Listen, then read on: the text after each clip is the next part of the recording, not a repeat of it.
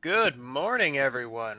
Welcome to the FF1R Rando Marathon Summer 2026. I am here virtually with Drinks Glue, who's going to be playing some Chrono Trigger for us here. Um, this is going to be a vanilla playthrough up to beating Magus. No glitches, no RNG manipulation, just pure vibes, playing a great game. Um, I have it in the notes here that Chrono Trigger is 31 years old. That can't be right. That doesn't seem. It seems Uh, close enough. Um, I may have wrote you sure? that. Because I'm pretty sure it happened 10 years ago. Okay, well, that sounds about right. Once we get the gate key, we'll go back in time so that it is 31 years old on the dot. Okay, good.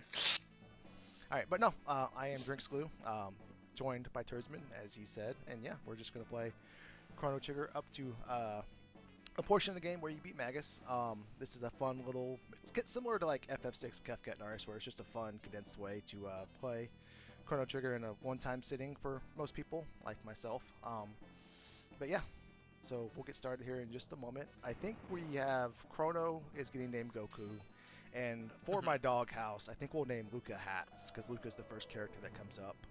So we'll name Luca Hats, and then right after that, if somebody would like to donate to name Marl, that will be named up right at the start. So if we don't get any donations for that, we all agree Turdsman will name Marl, and that is a dangerous proposition. So Gotta be careful. yeah, Please donate. There has to be Yeah. stakes, you know? so we'll drag this out for maybe 30 more seconds before we get started, just so we don't get banned from Twitch. Well, Because, yeah, Marl comes up quick. Yeah. So I've got some help on that. Okay. Code Gorilla donating $10 saying ran out of space in the last comment. Let's name a Chrono Trigger character Liam for the run as well. Okay, so we'll name Marl Liam as long as Okay. yeah, that works. Plenty of time for people to prevent me from doing something naughty with Frog. Yeah. Yeah, so we got about 10 more minutes before we'll need the name Frog. So, yeah, you ready? Timer officially starts after we select wait, and let's go. Alrighty. Oh no, not Guno. There we go. Beautiful. Thank you, whoever donated that. That's a good one. Yeah. I mean, it's he looks a lot like it, so that's fine. He very much. So we do have a bunch of cutscenes here in the beginning. We're gonna have to walk through. We'll wake up. Get our allowance of $200 or 200 Yeah, G. is G dollars or is it yen? Do you think? I think it's GP because this is around the time before Well, okay. It officially That's true. became Gil. Because in FF6 it's GP and FF7 is the one that starts coming Gil. I think so. I think it's just GP. Gil. It is a good name. And right at the start, the controller's disconnected, so that's always a fun start.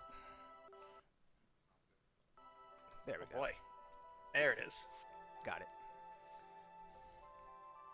I mean, you got to give yourself a little bit in the beginning. You can't just, Yeah. you can't do that well. The beginning is very cutscene heavy, as Turdsman mentioned, Yeah. so we have a lot of time to make jokes about the naming convention. So we got about 10 minutes before we'll be naming Frog. So plenty of time for somebody to get in and save us from ourselves. We're naming Luca Liam, or was it This was Hat? Hat? No, this is Hat. This is hat. No, it's plural. It's plural for Krantz. Krant. Just noting it is singular. Oh, ooh. It will be multiple hats by the time we're done. Hey, I can't really do the All right. mic while I'm, in front of the TV. Well, okay, that'll work too. All right. So I can see Karoth Turdsman. We're currently hatless. But again, for every $100 we get, Karant will throw on a hat. Looks like he's transitioning now to in front of the camera for this. I remember that. That's good. That's a good bit. Pop them caps on. Yeah, unfortunately, not going to get to have any fun here at the Millennial Fair. Norstein Beckler's lab does not factor into the speed run very much.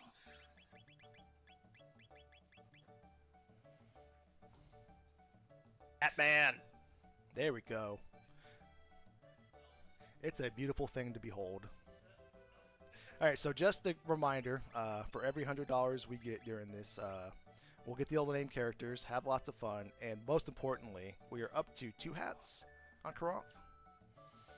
Ooh, we can do a lot better than that. I've seen a tower on this man before. Yeah, well, I'm wearing 1 hat right now, and that's with $0. So, all right. So, fun fact about this little candy side quest cutscene: you can technically skip it, but however, no matter what, you'll hit it when you come back through, and you do come back through multiple times. So, there's no point in. Oh, rolling really? past I it. did not know that. That is interesting. That's one of my favorite parts about speedruns like this is you get all sorts of little gameplay and programming quirks. Yeah. If you're doing New Game Plus shenanigans, it's a little more useful because in New Game Plus at the telepods, you can warp straight to Lavos. But here, you're traveling back through here multiple times, 3 times in fact, in what we're doing.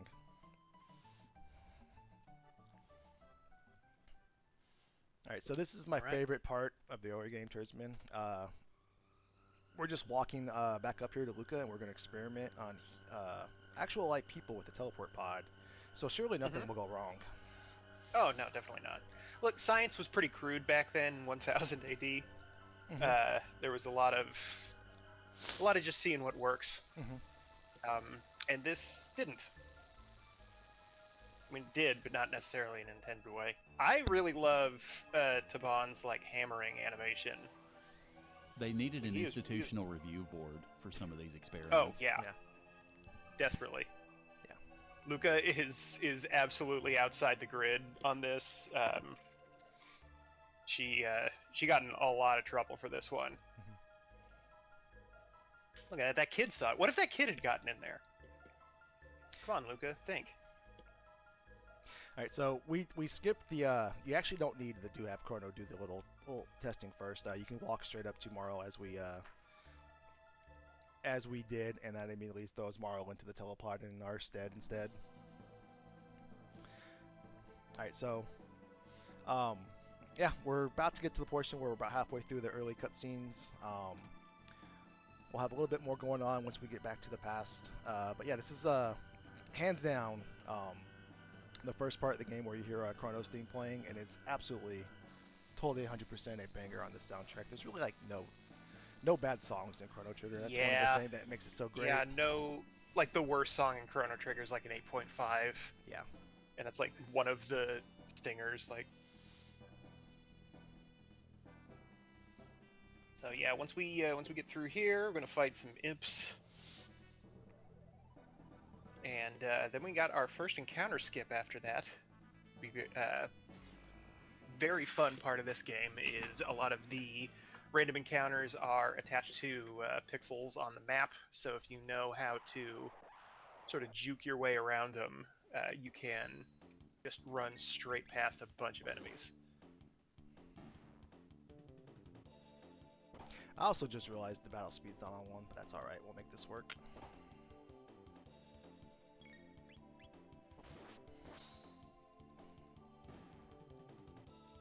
So that's something I learned from playing Jets of Time there, is the second attack in the game, the second like fight command that you execute in the game is going to be a critical hit. I'm pretty sure that is just a no matter what thing. But another fun little programming quirk. Oof.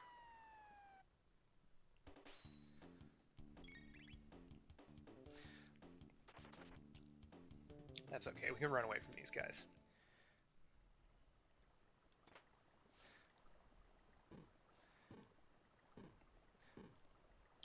Alright, that's 0 for 1 on the bird skip, but good news is we don't have to do that 2 more times, so we have a few opportunities to get the batting percentage over 50.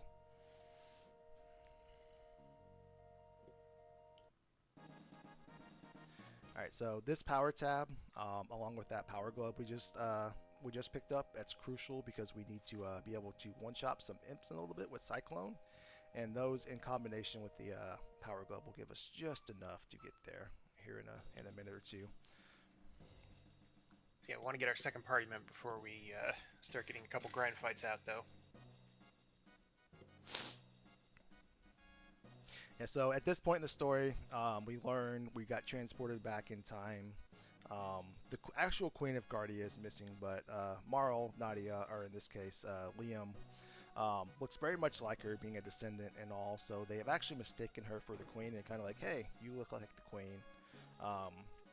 We'll prop you up and let you take the reins. And we are just first introduced to her, and we kind of like start to figure out, hey, maybe something's not quite right here. And when we get over here to this room, we figure it out. Yeah, a large portion of the Chrono Trigger story revolves around people not really asking a lot of questions right away when they maybe should have. Yeah. It's a really cool concept, the time travel, but it's done in such a simple way and explained in such a simple way, especially when we get to the bottom of the stairs and we run into Luca again. It's a complex thing, but it's presented very simple, very easy to follow for everything that's going on. It's kind of the same idea as like Back to the Future, where it's a very complicated concept, but it's kept contained in such a small space that you don't really worry too much about whether or not any of this makes a whole lot of sense.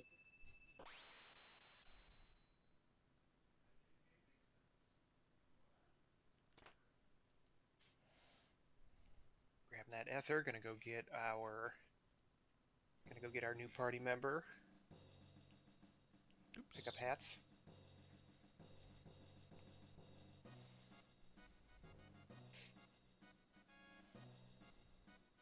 Yeah, Luca kind of figured out what's going on. We're back in 608. We're still in Guardia, but we're a few hundred years in the past. Marl was indeed Princess Nadia, so that's why she's mistaken as the queen. And yeah, this lovely illustration. It's actually really funny and really cool and really simple. Yeah, this is best. What if your great-great-grandmother died? Yeah, you can't exist. It'd be bad. Yeah, if your great-great-grandmother doesn't exist, there's no way you can exist, so...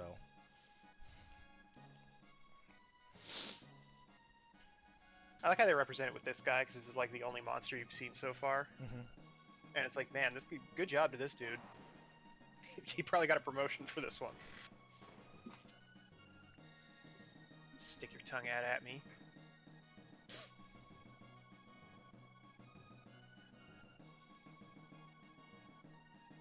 So we are coming up to the next character name. So if you want to decide what frog is going to be called, get those donations in.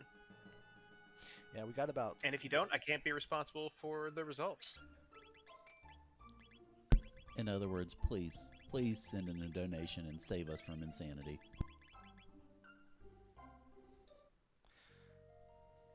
Alright, so we're going to do a couple fights in this forest. This first one will teach a Cyclone on Chrono, and that allows us to one-shot the 3 packs of imps we just walked past, and then that will give Luca Fire Whirl.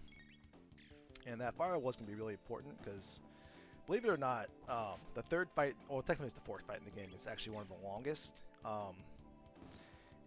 If you don't have Fire Whirl, because the Nagas that we're about to fight are decent power bump or power level versus the imps that we're fighting here, and Fire Whirl allows us to one-shot them. Can y'all get together? They got Nice. 60 HP, I believe, which is, as you can see, it's not nothing at this point, and they have pretty high physical defense, if I'm remembering correctly, so that's why you want to make sure you have a magic attack to take them out as quickly as you can.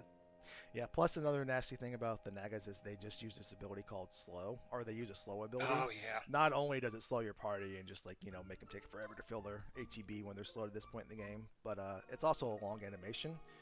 And if they just, you get unfortunate with what they do and don't do, and they just throw off a bunch of slows at you, you just kind of get stuck standing there in the fight.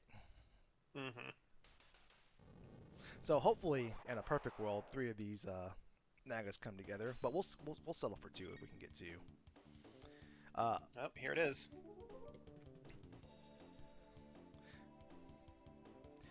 As you can see, that thing. yeah.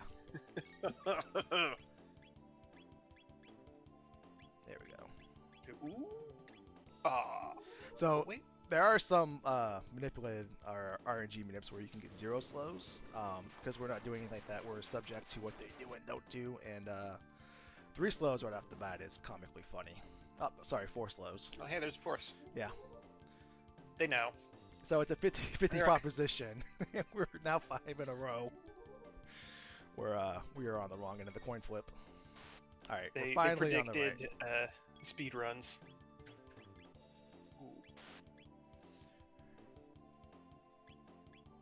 All right, there we go.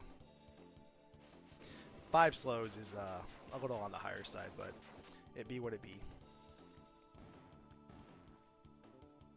They are down. All right, so Karant, do we have anybody coming in for Frog? I am afraid to report that we do not. All right. All right, so we're gonna have to send a statement here. Yep. I'll go easy on this first one. Do we want to name Frog Donate? Well, there's only we can only name up to 5, but we'll have to say DONAT. Actually, Oh, hey, that worked. last second, literal last second, Sigil with $25 saying, "Can you name Frog Yoshi?" Ooh, That's not a bad one. that's not a bad one. Thank you, Sigil. We got Yoshi.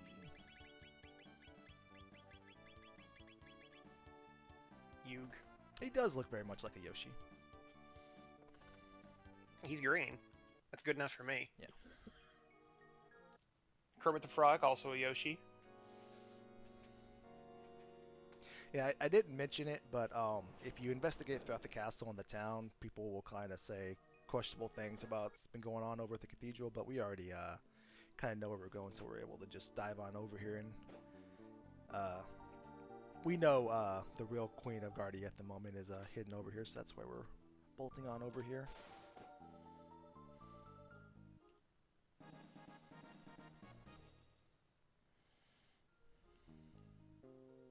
Grab a couple of little goodies along the way, getting that power tab. So we are going to need to get X Strike before we get to Yakra, of course, at the end of this. And unfortunately, the tech point rewards from this area are actually not great. Yeah, everything in the cathedral gives you exactly 1 tech point. The fastest fight you can get through is actually this one right here with the most things on screen. You do have to approach it from the bottom, or else the you just fight the snakes, the nagas don't come down. And Frog needs 15 tech points. I think it's 15. Yeah, I think it's 15 on the dot to get to X Strike. So the 2 we did below plus these 4 will be 10. We're going to do 1 more of these, and then we do fight a room that's a 4-story fight with 5 total things on screen, and that gets us to our 15.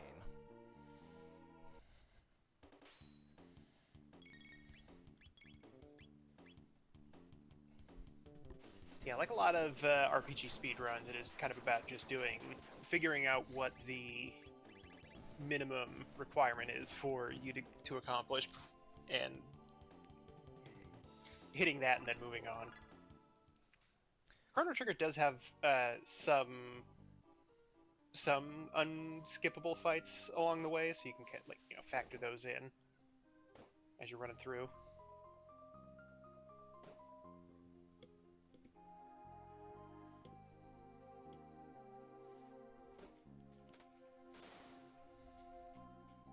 Alright, so it will be a little bit of a while before we need to name Robo. It'll be about maybe 40 to 50 minutes from now, depending on some shenanigans. But we do have 2 more characters that viewers can bid to name. Yeah, There's still plenty of opportunity out there. These 3 henchmen, in Chrono Trigger it's called Wonder, but Wonder is what the action is programmed where bosses will just walk around the screen. Sometimes it's on a set script, and these 3 henches up top, fortunately, they start out spaced out so the firewall can't quite touch them all, but they will all walk down in a set pattern right into a catchable area for the firewall. So a brief pause there to catch each one of them. And there's X right on the dot. Just in time. Very nice.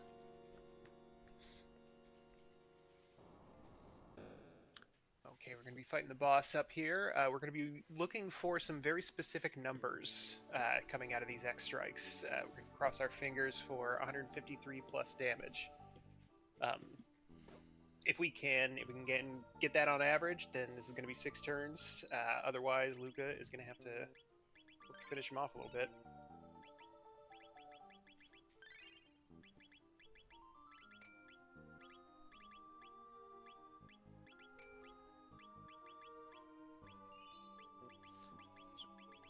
There we go.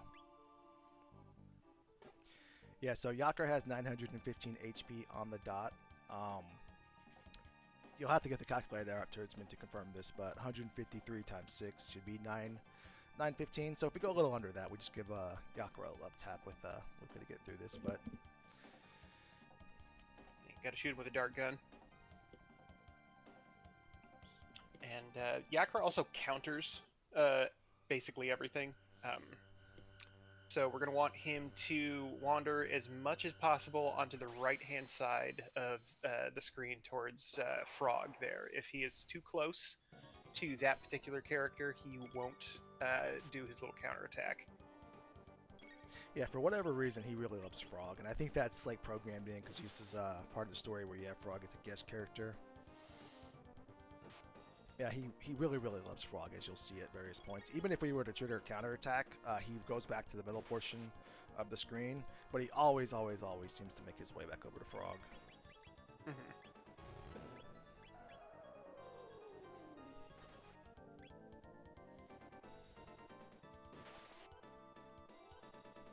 Ooh, that's a good roll. So far, so good.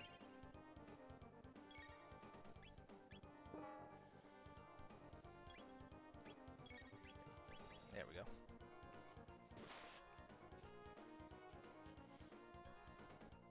Which the counterattack animation does take a little while. Yeah, it takes a little bit while, plus he puts it back in the screen where he's in a spot where he can counterattack again. But this is pretty fortunate with the damage and where he's walking around to.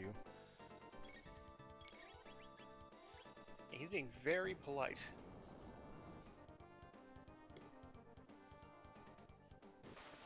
Yeah, 2 MP is the magic number. Once Chrono's at 2 MP, you don't have to count the number of attacks. Just use the 2 MP as the reference point for how many attacks you've done. And there's a couple other times where it's convenient to do that. The Mazamune fight's another one where you can, rather than count damage, you can keep track of your character's MP to see where they are or aren't in the fight. And yeah, once you're at 2 MP, you can go ahead and queue up a Luca, or we go ahead and queue up a Luca attack. And the extract doesn't get there, Luca will get there for us. Okay, that's clever. I thank thee, Goku.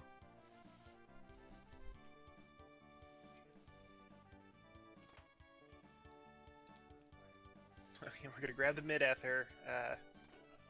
That other guy, he can handle himself. Yeah, somehow he can conveniently brick himself out now that the danger's gone. So yeah, this Chancellor is supposed to be the good one, but he immediately he immediately suggests He immediately a police state as a response to this issue. Yeah, he immediately puts the kingdom back on the path back to instability.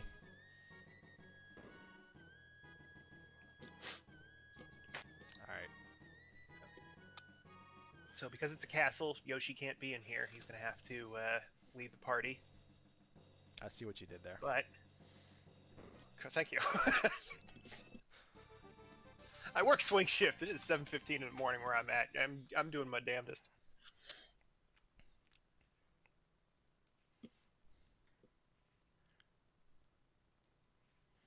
I love this little story beat that never comes back up. Just Nadia was in the null zone for a little while.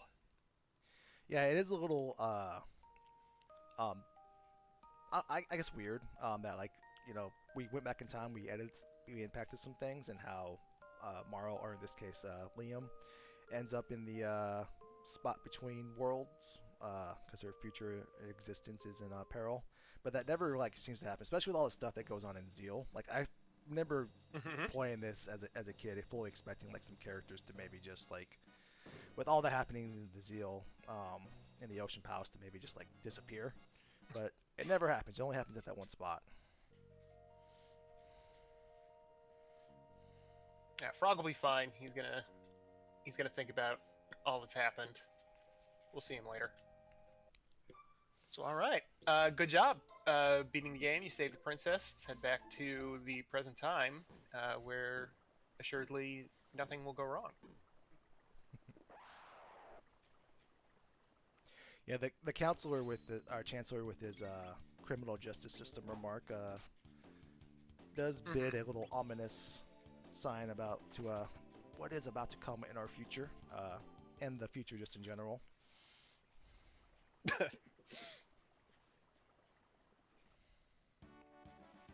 All right. All right, some more a little bit more cutscene. I think once we get past the trial, that starts chilling out a little bit. Yeah, there's a lot more. The first 30 minutes of the game, really once you get past the Dragon Tank fight, you start to hone in on more about what you're trying to do with your tech points. When you're trying to make sure everybody's equipped, you're on the right battle speed for certain spots when you are trying to play through this. But the first 30 minutes are definitely a lot of. I wish I could turn on my turbo controller right now. Thinkings.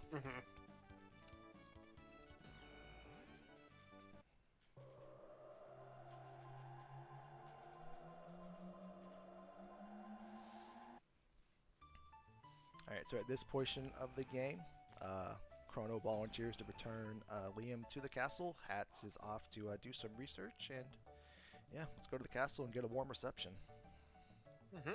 I'm sure they'll be very happy that you brought the princess back. Chrono, be a gentleman. Excuse me, Goku.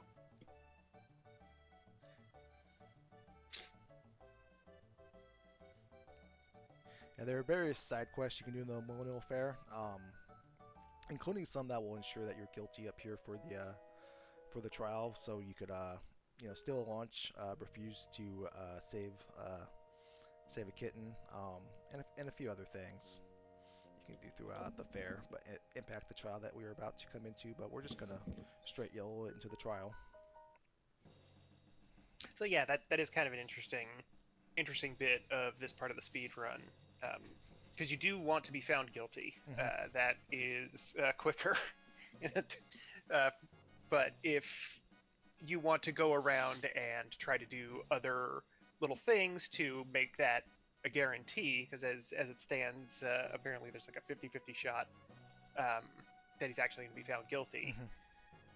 But the time it takes to do those little events that would ensure it and make it kind of not really worth it. Yeah, and when you're playing through this organically, it's kind of hard not to get found guilty because you're like, oh, a free heal. Of course, that's a good thing. But little do you know that I'm gonna press this button on this pink bag. That sounds cool. Yeah. Little do you know that an hour down the line that it was actually a trap.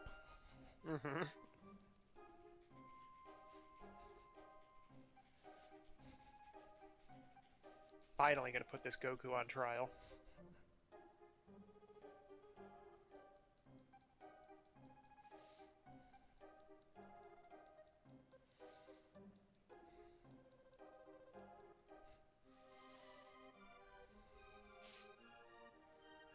Alright, so we're going to fire through this. The way we learn if we're going to be found guilty or not is not by the actual total trials. It's going to be by the second juror that eventually makes their way out.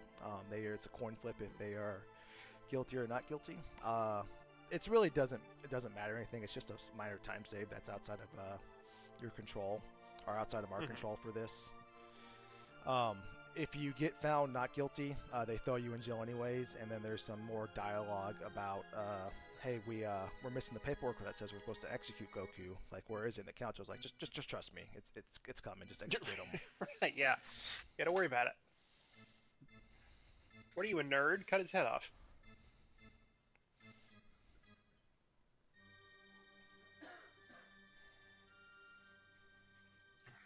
All right, here we go. Moment of truth.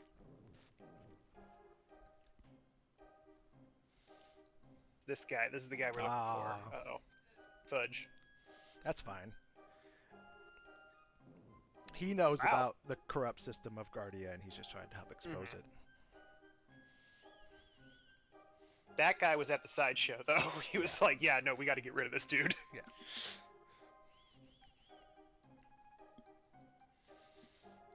All right, so there's 7 total jurors. This one will say not guilty, and then the last one will say guilty. And we may need the calculator again, Tersman, but 4 is greater than 3, so.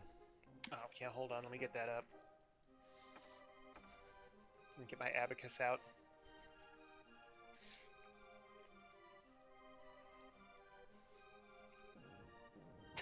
Just, that is a fantastic text box. All right, the verdict is not guilty. It is a very vivacious crowd for the trial. Oh yeah, I do. I also love how everybody in the crowd is like booing it. Just like, ah, we wanted blood.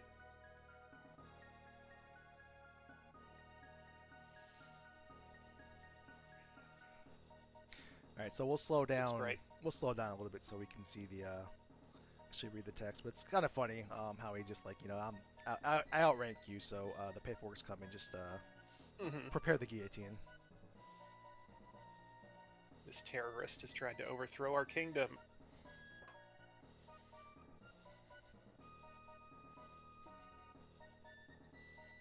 Execution.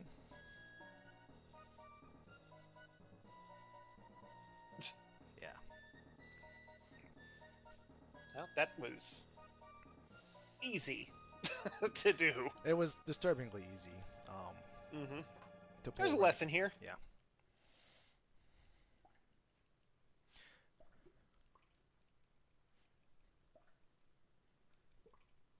All right, wake up at our prison cell. Time to raise a ruckus.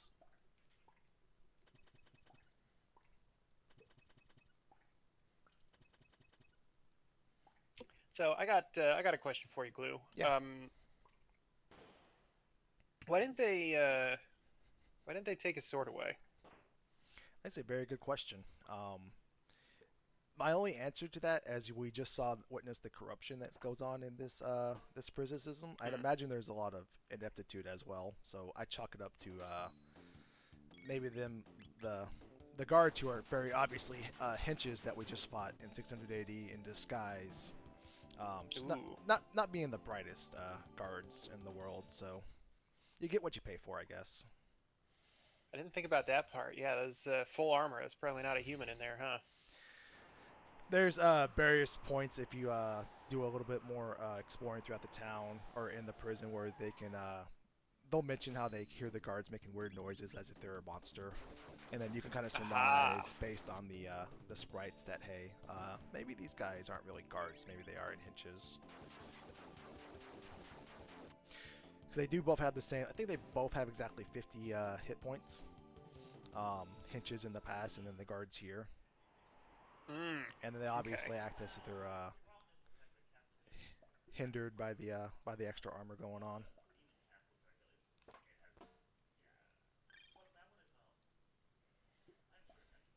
Sorry, Fitz. Ooh. Yeah. Just missed it. That guy's a pain. He always is. Yeah. He likes doing a trick on you.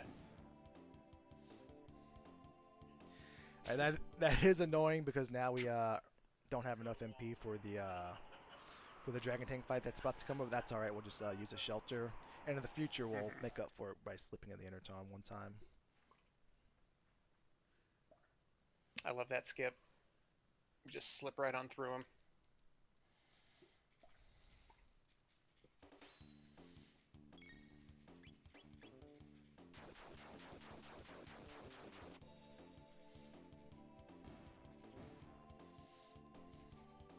Alright, taking care of those two. Heading up to the dragon tank, which is a rotten fight. Not necessarily a wall if you're playing it casually, but you're probably going to have to think about it a lot harder than you would have had to think about Yakra, and doubly sure in this speed run here. So we're gonna fiddle with the battle speed for this one as well.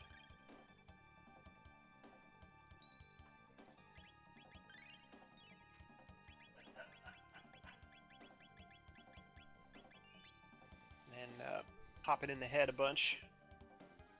It looks like it does counterattack techs. So Yeah. we are going to want to just smack the head with a regular attack. Yeah, the Dragon Tick is a pretty big difficulty spike for this portion of the game, because you're outnumbered by 3 to 2 for the first time in a fight or in a boss fight. So it can get out of hand really fast. Plus the head kind of heals everything, so we're gonna let the head heal its first turn, and now we can begin damaging away.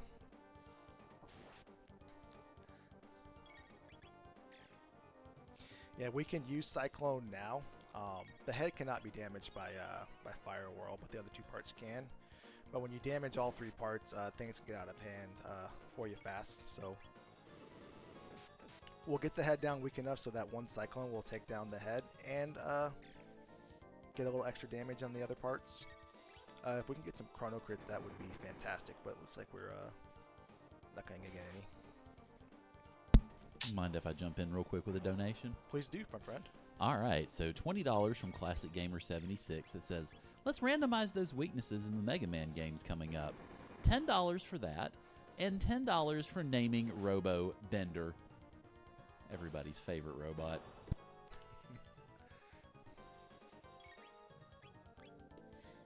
All right, so with I had a slight audio error there. What was the name? Bender. Oh, hey, that works. Yeah, that works. We'll make that work. All right. Also, Okay, that there's means only one hat left. number 3. Ooh. Get it on. Heck yeah. This Dragon Tank fight going pretty well so far. Grinder down. Now we got some lasers for some reason. Yeah, okay. That's pretty fortunate that he didn't target Luca there. Now this Fire Whirl should end it. Yeah, unfortunate with the crits on the head, because the crits on the head just mean 1 less Chrono turn that we have to power through. But the fact that we are pretty heavy on the Chrono targets and we were able to just mid-tonic him back to full HP and never really touch Luca, just allowed that fight to go a little bit faster than it could have.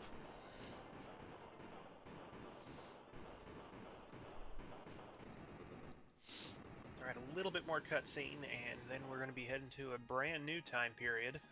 Oh, spoilers. Oh, hey.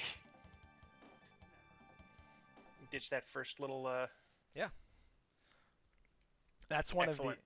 of the playing Jets of Time, like you don't have to perform that skip, so it's not uncommon to for myself, or really probably anybody that goes back between the 2 to kind of forget that, like, hey, you can walk past these guys, because if you don't sneak past the right guard on his right shoulder, they kind of start chasing you, and it triggers a little more of a cutscene, so it's a few seconds to remember that's there and get past that.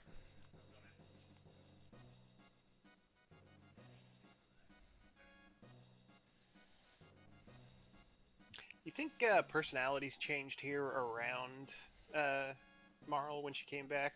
She showed back up, and some people were a bit meaner.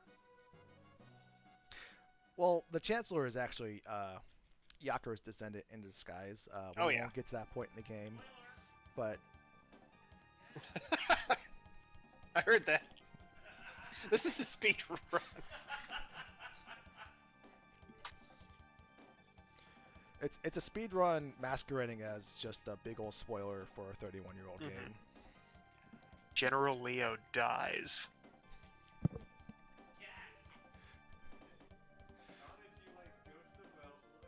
Not in this game, though. Yeah.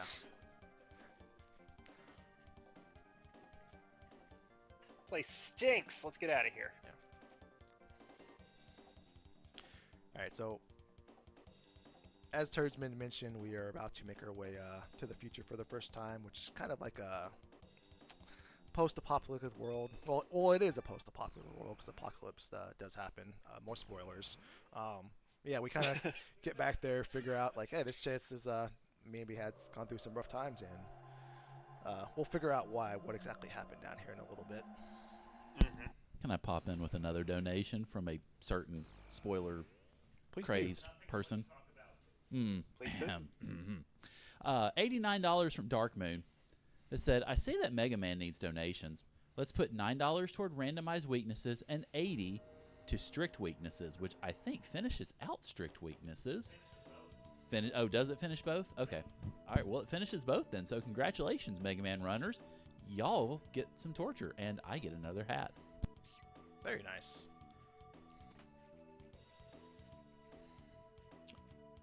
I'm getting a bunch of tonics stolen, but the allowing that rat to take a tonic from you is a handy little tool that you can use to skip a bunch of fights in this lab. Yeah, Plus, you want that berserker. That's going to be fun for later. Yeah, while the Stolatonic screen is popped up, you cannot trigger the mutant encounters that are there.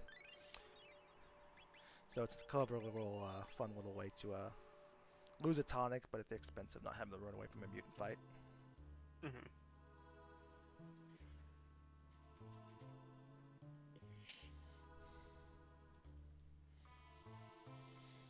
Oh, I forgot to pop out the chat. Let's pull you guys in. See what y'all are talking about.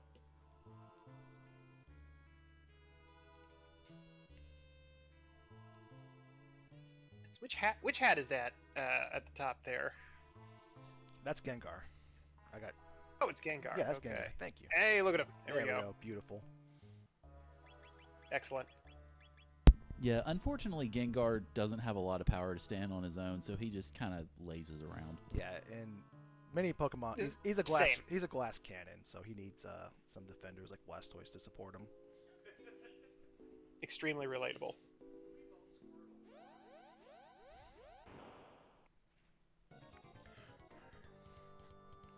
All right. Next boss already. We're gonna be fighting the Guardian. This one is a little bit more annoying. We've got to take down the bits because there's going to be big nasty counterattacks every single time you attack the main body when the bits are active. So bits got 200 HP apiece, and the big weird things got 1200. That is all the Chrono crits from earlier we would have liked to had. Right? And actually, we'd kind of like them on the middle guy, frankly. Yeah, the middle guy has 1200, so we'll sit through 2 cycles of this, and the magic number is 600, because just to dust off Turdsman's calculator one more time, if we get 2 chances at this, and if we get 600 damage at least both times, we should be fine. However, we do need some crits to get there. We are currently sitting at 0 crits through this. Still at 0 crits. I was hoping to reverse Jinx that there, but I guess not. Work backwards. Man, that Gengar hat's really cursing us. that's what it is. That's what he does. You're right. Yeah. Yep. Makes sense.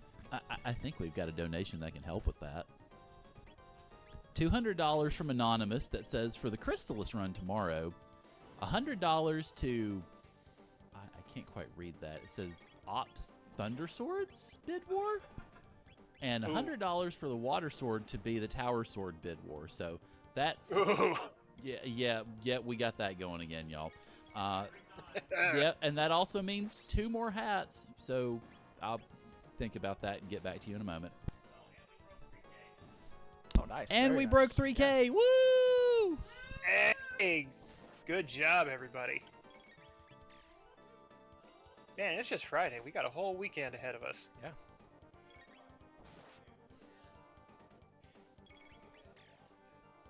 So, I believe...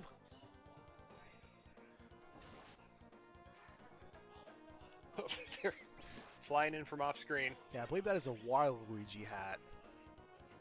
It's going to blend in nicely with the Gengar.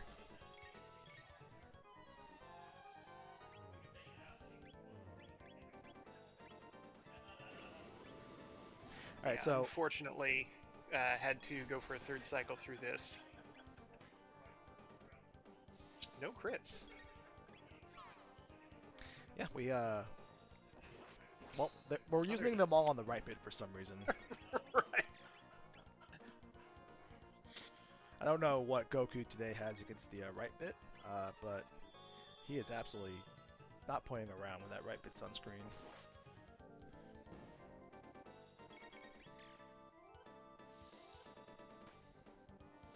Alright, just a few more left taps should finish off the big Guardian. Yeah, you're pretty close. There we go. Break down.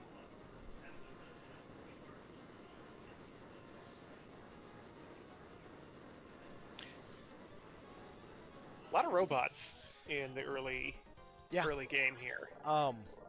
Yeah, it really, like, you fight the Dragon Tank and you're not even in the history portion of the game, or I mean the future portion of the game, and Yeah. you get a robot thrown at you, and then you're, immediately more robots thrown at you in the future. I kind of didn't think about that.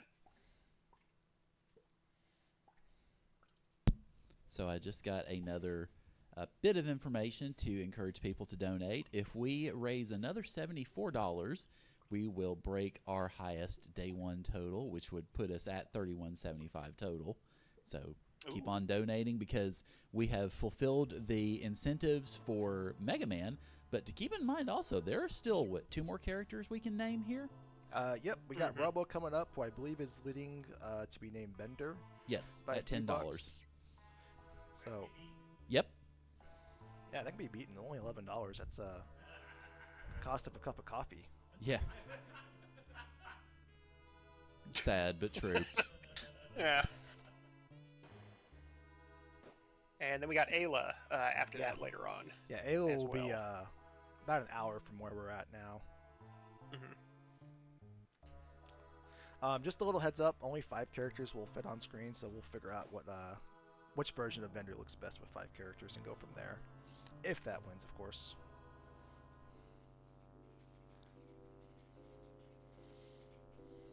Probably getting rid of that second E would be my guess.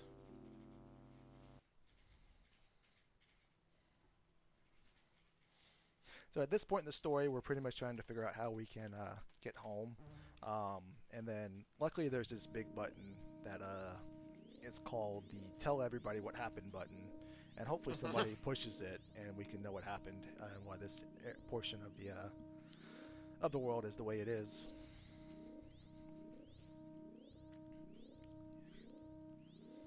I believe the line is literally, "What does this button do?" Yeah, okay, sick. Yeah. Thank you, Liam. Beep.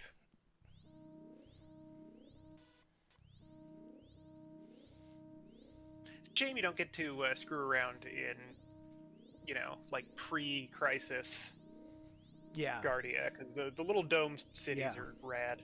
Yeah, the domes before they get destroyed by Lavos look like a pretty cool place to hang around and explore in. But fortunately, you get to kind of do so in Chrono Cross a few years later.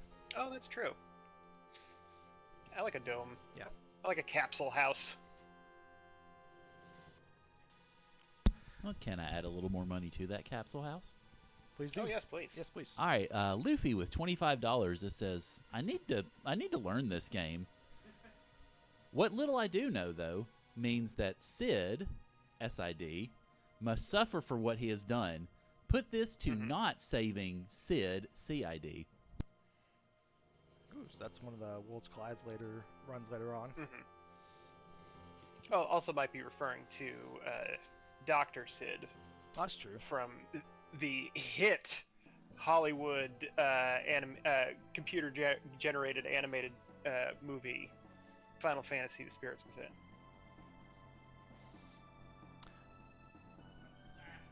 Voiced by somebody funny. I don't remember all the voice cast. All I know is that Alec Baldwin is in that movie for some reason, and that's a good bit. I had forgot that movie existed. Oh yeah, dude. It's Yeah, it does exist. Somebody out there, it's their favorite movie. More power to them.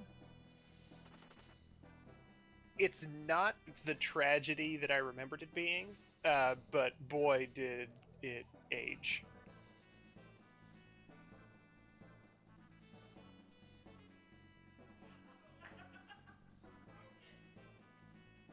right, making our way out of the dome here.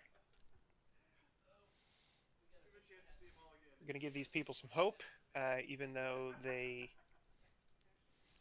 all of this is going to go away here in a little bit. We're going to head east onto the next dome and a new party member. Yeah. And we got about 3 or 4 more minutes before Bender is sealed into Robo's fate. Mm-hmm. So if you hate Futurama, your time is running out. Right. Excuse me, sir. Yeah. All right. Because we had to use that shelter earlier for the Dragon Tank fight, we'll go and stay at Initron here. Plus, it's fun. It is a good one. Yeah. Doesn't take up too much time, thankfully.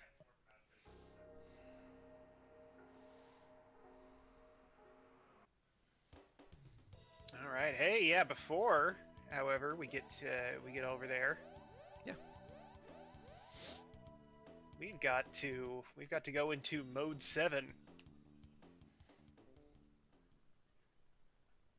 So yeah, this Johnny race is weird. It's just a rubber band thing. Like there's no real, racing to it necessarily. So you want to try to stay in front of him as much as possible. Yeah, you can try to play it so that Johnny bumps you forward, and you save about 2 frames for each bump forward he gets you. However, the controls in this are all over the place, so it's incredibly risky because for every time he bumps you forward, you save 2 frames. But if he bumps you the wrong direction, you lose like 10 frames. So you have to essentially get a large number of them right, and just to save a few seconds, or not even a few seconds, but a few frames, doesn't really add up. So we're just gonna invoke rule number 1 of this fight, this race, and just don't lose it. Yep. And bingo. Yeah, I noticed he was just kind of wandering a little bit up and down. He didn't try to get in front of you. It's one of those racing games where if you don't get too cute.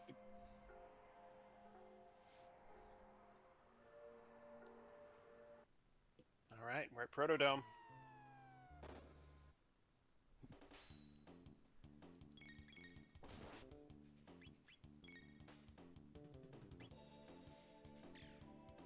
Yeah, there was a crit. Yeah. So he was not expecting that. We could, yeah, Liam has a really high crit rate. Let's get Luca over there so she can finish that. Oops. I had Hats and Liam confused. It's all good. My second idea, if the naming bid war didn't work too good, was going to be just naming everybody different other characters. Like name Chrono Marl, name Marl Robo. That horrible idea. That actually would have been pretty good. All right, so this is where we meet Robo. As Tersman mentioned earlier, we were fighting a concerning number of robots, so all signs point to repairing this guy is probably a bad idea because everything's attacked us so far. But Robo, or Bender here, is actually one of the nicer robots you'll come across and wants to help us. Machines aren't capable of evil. Humans just program them that way. Yeah, there's a little bit of dialogue. Except for Bender. I'm pretty sure there's an episode about him being evil. Pretty much every Futurama episode is about him being evil. All right.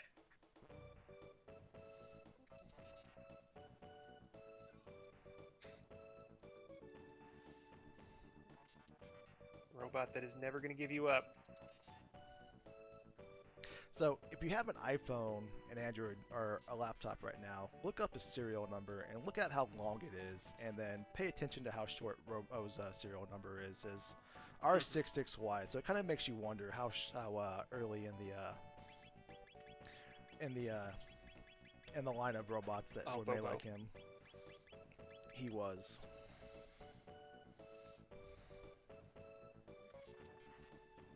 Yeah, that's something I didn't even really think about. It's like there's theoretically 65 other ones, or is it the Y that we're looking for? I forget what they call his buddies. Yeah. Like they're just the R series. So I will add they are the R series because you'll hear him talking in a later scene, and it'll just give different letters for their at the end. Got of it. those. So there's at least 25 of the R series. Okay. Because we're up to Y in the naming convention.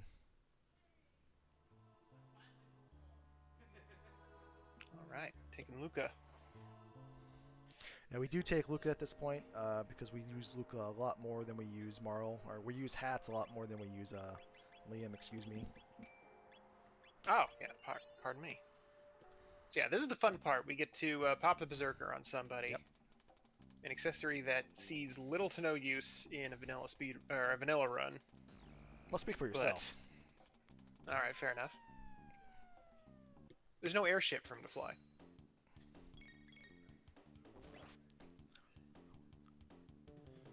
Oh, there we go.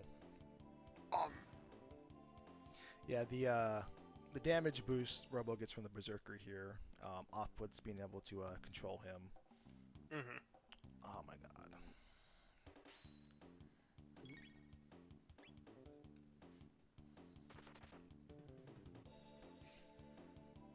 Yeah, didn't mean to touch those guys, but they are easily gotten rid of.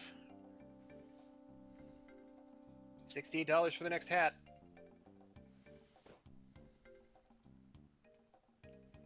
He's got more in him. I think we're up to 1, 2, 3, 4, 6 hats. It's very impressive. Yes, I believe so. Maybe 5. We're at 6 at present. All right.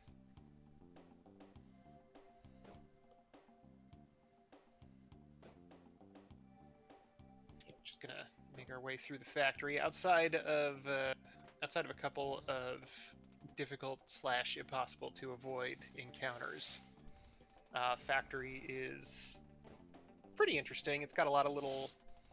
I don't know if you'd necessarily call them puzzles. They're more, I think a lot of times when people think of a puzzle in a video game, it's kind of more of a task. A little bit of that here, but good flavor to it. I like the factory quite a bit. Yeah, we can actually bypass the entire right side of the factory because we know the password.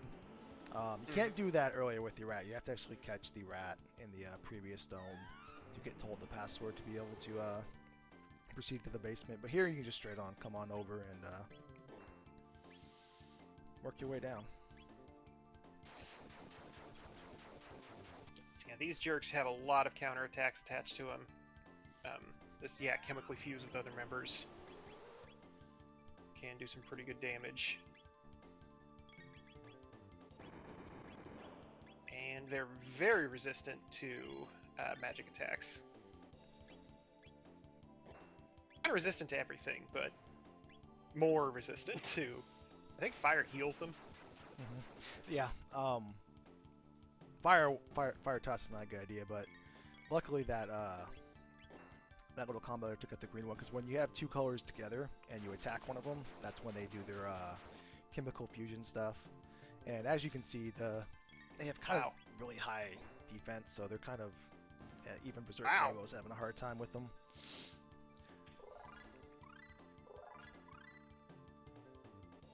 Nice. Got laser spin and rocket roll. Mind if I jump in with another donation? Go right ahead, my friend. All right. Tony Ortiz 15 sends in $64. Says, please put this to meet the randomized weaknesses incentive for Mega Man AP, which I think was already met. Umaro says, ugh. And I also say $4 more for another hat, just as a heads up. And I already know which hat I'm picking to give a special shout out to the folks on the Japanese restream. So more donations. And Tony, in chat, if you would, since we already met that previous incentive, just let us know what you want to put the money toward, and we'll get it taken care of. Thank you. So, There is another option if Tony wants to run into it. There is another bid war for fighting Specchio in his frog form once I Glue believe reaches the I end of time believe here in a little bit. I believe that's already been hit, but we can still give that Oh, to something else. all right. Never Yeah. mind then.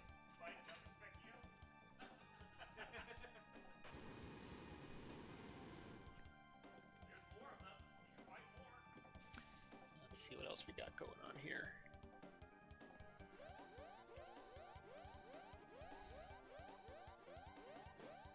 All right, we got to get out of this factory now. Going to be fighting a group of 6 robots, more robots. They don't have a ton of HP. Mm-hmm. Their whole deal is that there's 6 of them. You know, they'll Yeah. pop you 6 times in one round. Thankfully, that means that area of effect attacks work really well against these guys. So we're going to be firing off a bunch of cyclones. Yeah. Yeah. This fight is pretty easy. In that it's just 4 cyclones. However, it can go comically funny wrong if you accidentally miss one of the cyclones on one of the robots. Because at this point in the game, they're not scary in themselves, but where they get dangerous is that if they just get real funny with their targeting and they just target Luca down over and over and over again with their various single target attacks. There's not a lot you can do about it. You just gotta stand there and watch everything unravel slowly. Mm-hmm. Yeah, and they if you try to interfere, Robo will ask you to stay out of or excuse me, Bender will ask you to stay out of Bender business, which is a fair request, so we'll honor it. And yeah, now it's our turn to give this a try.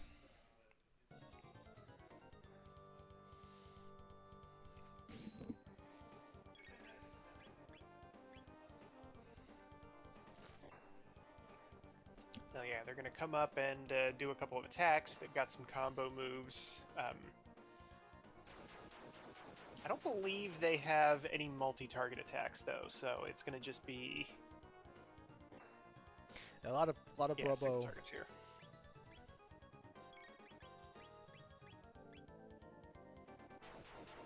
Yeah, just some punches, some Robo punches, because obviously they have the same text because they're Robo. Yep. Flank. Yep. So yeah, Hat's getting targeted a little bit more than we want to see here.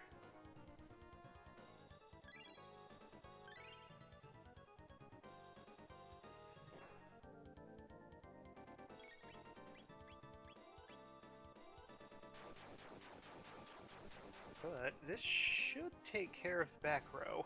Yep. There we go. Yeah, we were a little slow with the first cyclone, so we were eating a few more punches than we could have. But all's good that ends well. Thank goodness we put the Titan vest on Chrono, because it's not required, but it just adds a little bit of safety to get through the fight for sure. And I think we would have been fine without it, but can't be positive. Yeah, you were pretty good about healing him up once he got to 60.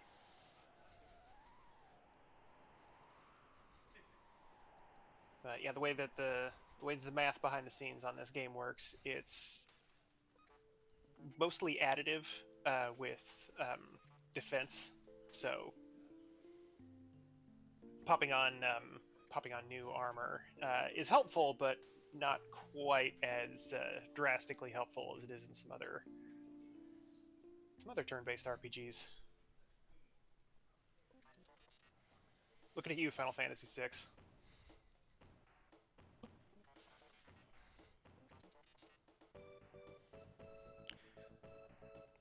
Alright, so we learned earlier that this gate will take us back to our time period. However, there's a little bit of a plot divergence here once we have 4 people hop into this portal, because turns out 4 people hopping into a portal at one time sends you somewhere else than your intended place. So that's how we get introduced to the end of time.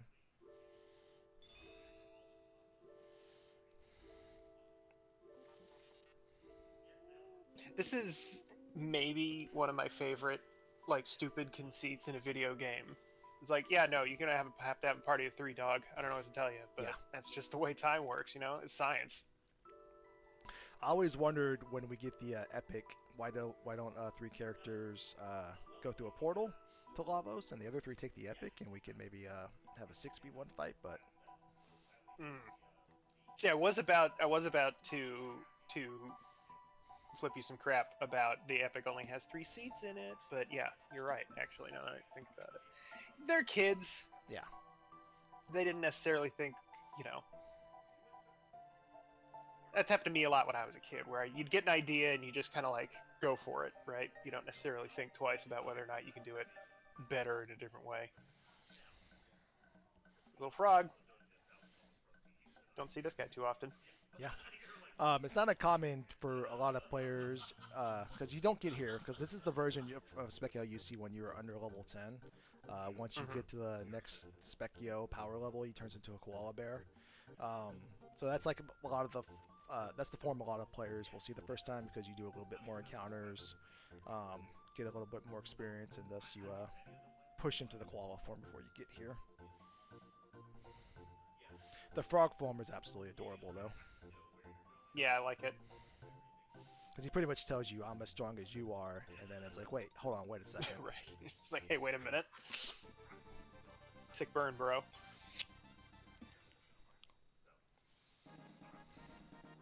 Alright, everybody gets their spells. Yeah, so Goku's got Spirit Bomb now. Good. I'm sure it'll work great on everything that he tries it on. Alright, Alright, so let's get him.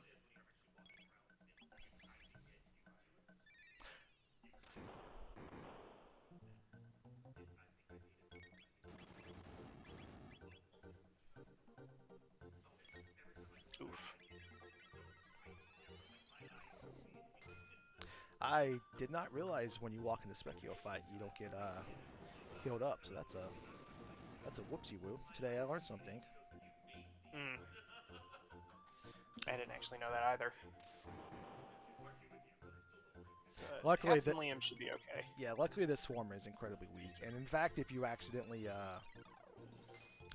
trigger the fight, it's faster to just go ahead and take him down than let him take you down, because you can't run away from the fight, so somebody has to win it.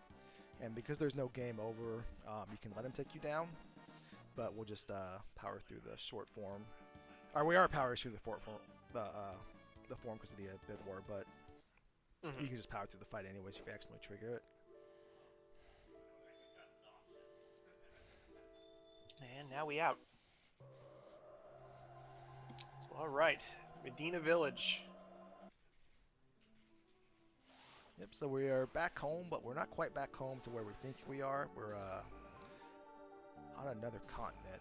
But good news is there is a lovely portal that will take us home to the west.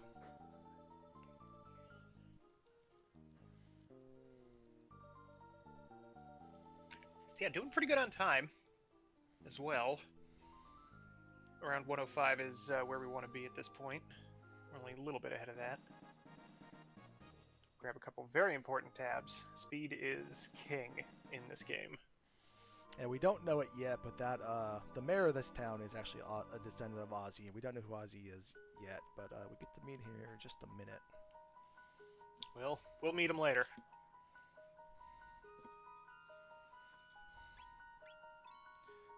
All right, we get the red katana here. Grab some tonics. Red katana has one of the few weapons for Goku that would actually bring his magic up a little bit. So very handy for this cave in particular.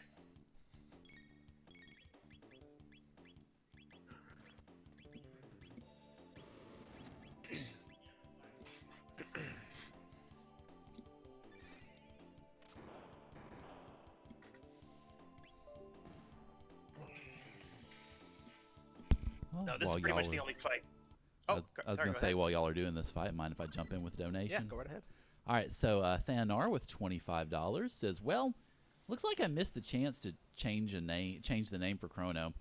I guess we'll put this toward randomized weaknesses in the Mega Man AP run, which was already met. So thank you, Thanar. Let's see about putting it toward another incentive. And also, a special shout out to the folks at twitch.tv/Japanese_restream who are live with us. Hi, arigatou gozaimasu.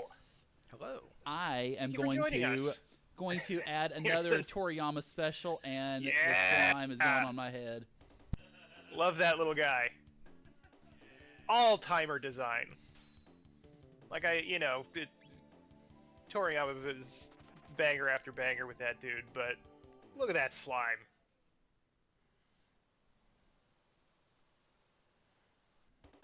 Oh, I didn't notice the green hat on the very bottom. Is that the hat from the guy from Dragon Quest VII? No, it is. Okay. Let's see. Thought we were No, this super is a thematic this is a this Bowser time. hat. No, this is Bowser. Oh on my yes, I bottom. remember the Bowser hat now. I mean, that was like 45 minutes ago. How could I be expected to?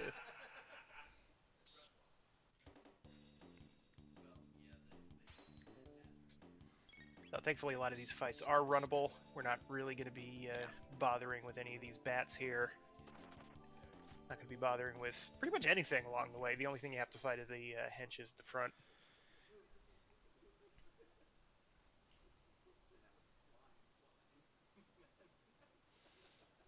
All right, so the Hekron fight is all intended purposes a tutorial fight. You just got magic, so of course here's a boss that you have to use magic on, and can only use magic on. And he's also the first in a series of bosses that follows a specific pattern. He will start off relatively easy, relatively friendly with his attacks, and then when you cross the 50% HP threshold for the fight and damage him up to 50% of his HP, everything as far as difficulty just amplifies, and he starts doing double damage. Or attacks that will do twice as much damage as the previous phase. So yeah, Antipode, very strong. We would have gotten it from the hench fight, even if we didn't fight Specchio, but getting it ahead of time is great. Good ability to use in general. Yeah, I always think that hench fight is just there so it forces you to learn Antipode if you bring Marlo and Luca here. Mm-hmm. It is a bit strange. The only ones in this cave, it's just those two guys. Oh, ooh, I forgot to keep track of this guy's HP. So when it says go ahead and try and attack, don't attack. Yeah, it's a trap. He's trying to trick you. Brief. Usually, you don't want to tell your opponent that you're taking a brief counter attack break, but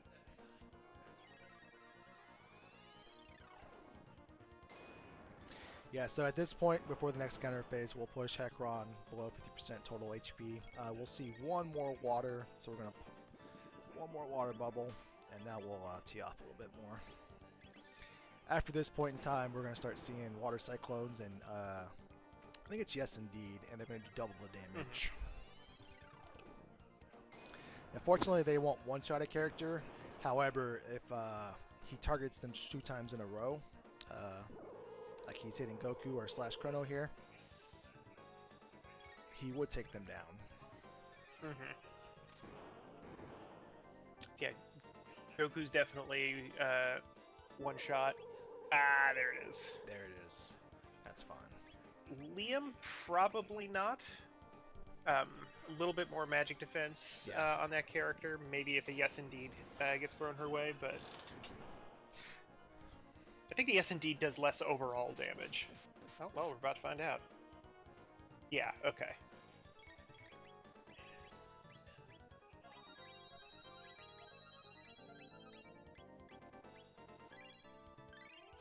Yeah, we're going to shift Goku / Chrono to a heal bot the rest of the fight.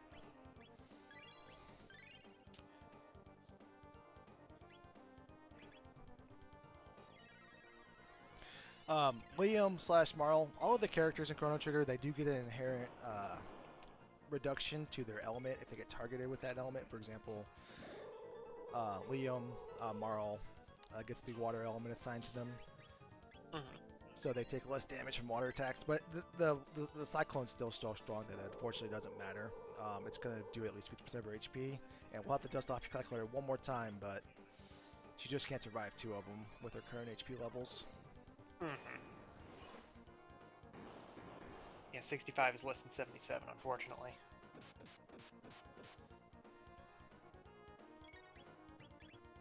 But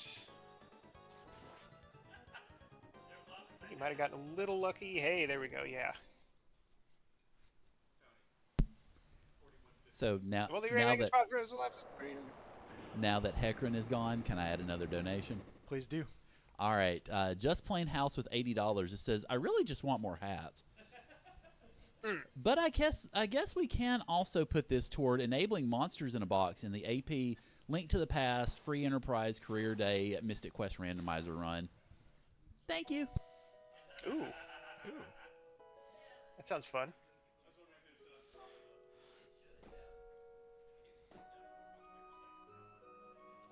All right, we're gonna get ourselves a free vest. Yep, little tavern suit. In that room, as soon as he begins the text dialogue, you are free to bolt out, and that's when he'll transition downstairs. I think he goes to the ledge and just jumps off, and that's how he beats you downstairs. Mm-hmm. So I have another donation to add in. $79 from Thanar. Okay, so another hat for my mistake, which, well, never mind. And put my last dono to, let's see, Kitty Sprite in FFAP mashup coming up. So, thank you.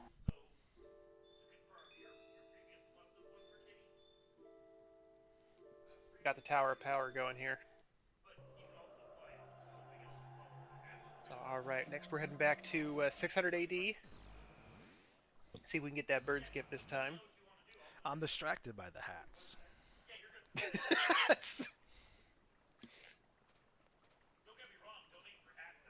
So there's a reason why I brought a suitcase full of hats. And for I'm this. looking at the suitcase now. I don't even care about the bird skip. We need more hats.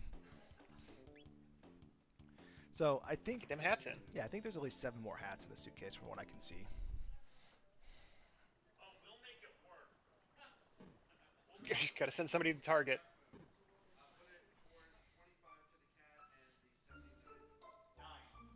Nine more. 9. All right.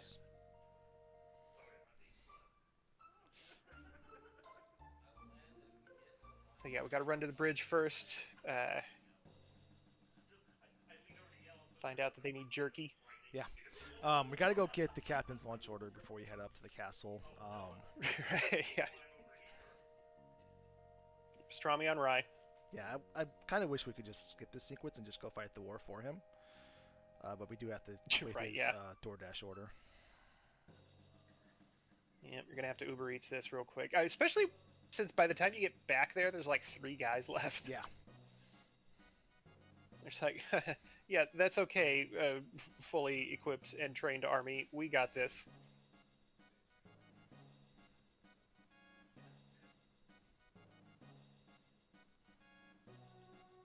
All right. Yeah, and you gotta wait for that whole the pipe down dialogue box is your. You have to actually Oh, no. clear it. You have to actually clear it. Oh no! That's all right.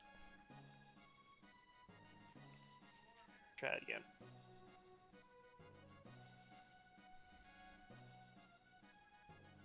There we go.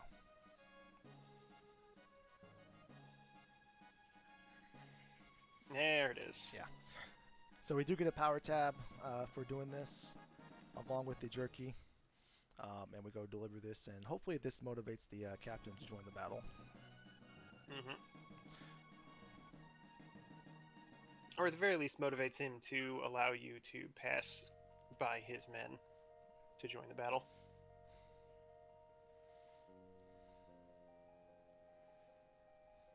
So we're gonna take a break for lunch if you guys want to handle that over there. We're fine with HP.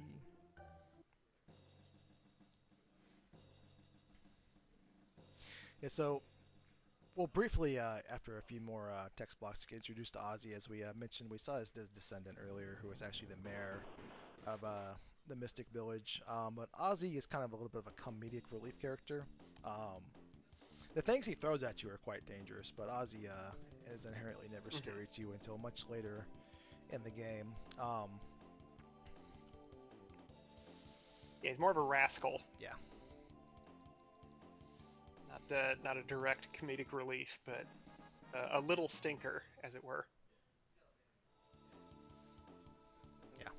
So, after saving the army, the captain decides to let us go fight the war for him for whatever reason. Turns out there's a necromancer standing 5 feet away the entire time we were talking. So... Right, yeah, you're giving him the jerky and everything, and Chrono's just kind of looking over the guy's shoulder, just like, what is going on? Oh, boy. Yeah. Oh, that skeleton got up. Oh. Yeah. Luckily, the Ozzy fight and the skeletons are... you can take down the skeletons and end the fight that way, but just 3 love taps on Ozzy releases the spell on the skeletons. Everybody moves on, and we make our way over, do this dance one more time. Very nifty way of getting through these fights. Yeah. The skeletons aren't tough, but they've got like just enough HP so that you can't one-shot them.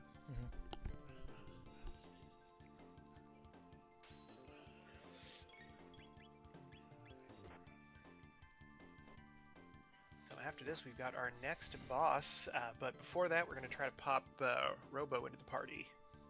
Yep, we're going to pop Bender in. Him doing berserk attacks is going to outpace anything Marl could do to help us with this fight, so we'll go ahead and make the switch and put Bender in for Liam. We're also going to invest in some of the tabs we've got at this point in time.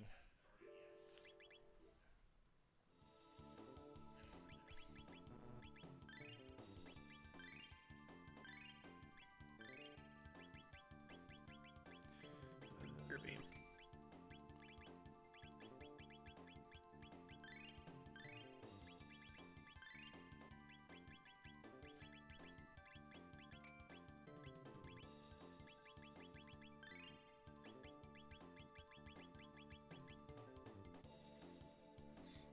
Got that battle speed back up. Yep. And now... Yeah, going back to Ozzy's not inherently scary, but the things he throws at you is can cause some trouble, and yeah, Zombor is one of those things that Yeah. not a fun cookie. So Bender is still berserked, and the order of operations here is we want to kill the top half first. So ideally, Bender will target the top half for us a little bit here. Looks like we're not on our first try gonna get fortunate with that. So we'll Cyclone a little bit, get 2 for 1 with our attacks. But if Robo gets real bottom heavy with his punches, we'll hold off on Cyclone after this portion of the fight. And there are, if you're playing through this casually, there are a bunch of little bits to this fight. Like I think the different weaknesses and resistances that the top and bottom parts have. Yeah, you can, with this party, we can do fire, flame toss or fire the spell on the bottom half, but not the top half. So that's unfortunate. The reason we want to take off the top half first is because the death counter that we do is just MP drain, which is perfectly fine, not scary. The attack that comes out if we kill the bottom is a massive AoE attack that may not wipe us, but it's going to put us in a state where we're going to have to heal up a little bit. So pretty fortunate there. Hat's got her MP drain, so she can't cast fire, but that's perfectly fine. We just attack through the rest of this fight. Another thing too is that if the top half is the last one alive, it will do its AoE attack and it jumps to the right side of the screen, and then it's just everybody has to walk over there to punch him there. So it just adds more and more time. It is kind of interesting the things you have to consider with this particular speed run. You know, there's a lot of characters walking over and attacking stuff. You can't necessarily just mash the attack and call it good. Yeah. Them tonics.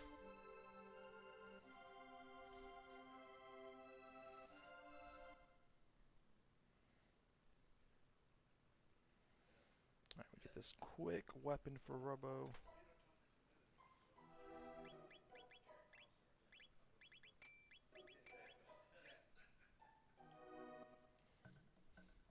All right.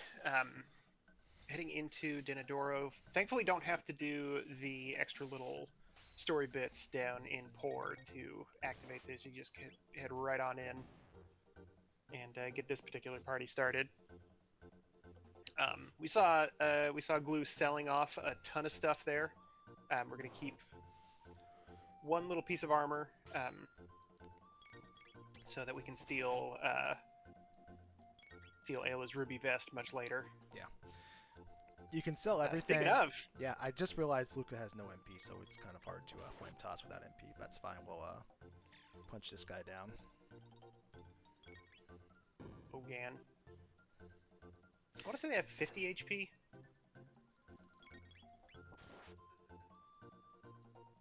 The Ogans have more than They do have more more than than 50. So it's a gimmick battle in that it's trying to get you to use fire on them, and there's some dialogue in some of the towns that kind of tip you off that the ogres with the hammers, they are susceptible to fire, or they don't like fire basically, and just kind of gears you to or hint you towards, hey, maybe use fire on them instead of hitting them for 10 HP every attack.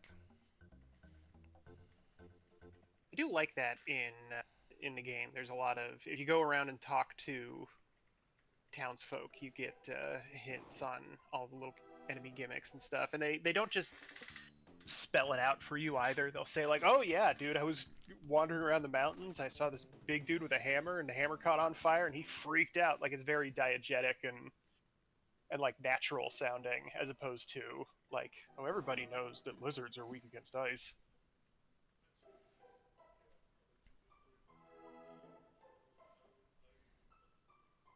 A lot of flavor to this game. A lot of skippable encounters in Denadoro Mountains as well. You're gonna see Glue just zipping past all this stuff.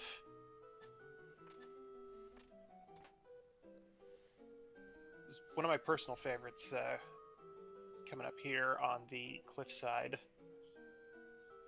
Yeah, the scenery here is just top notch, along with the music and the way all of the monsters kind of comedically come out at you. Oops. So yeah, that screen that Glue was in just a moment ago, if you try to go straight left as you walk in, you end up having to fight, I think, 3 encounters in a row. But if you move up and then left, you can skip the whole thing. Also dig this guy. Yeah. This is a good mountain. He has popular opinions on mountains.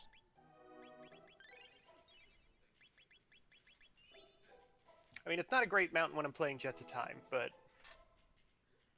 outside of that context, it's a pretty good mountain.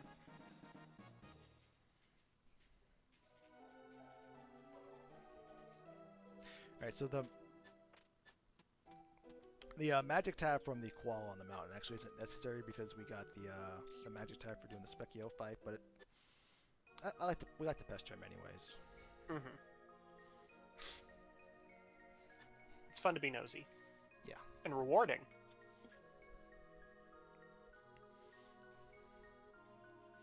Alright, so these two young gentlemen up here hanging out, turns out they are not just 2 little powerless kids, they're actually a formidable foe.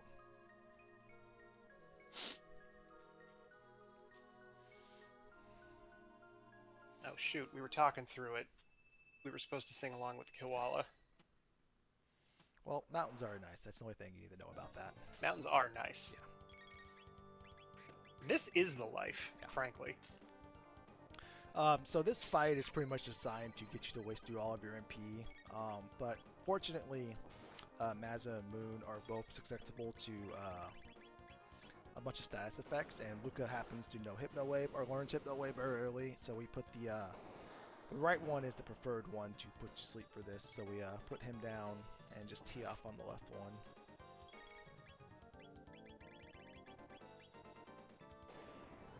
I see Hypno Wave get a little play in this. Yeah.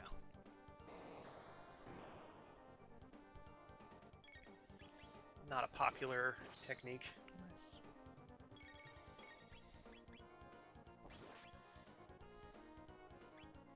There they go.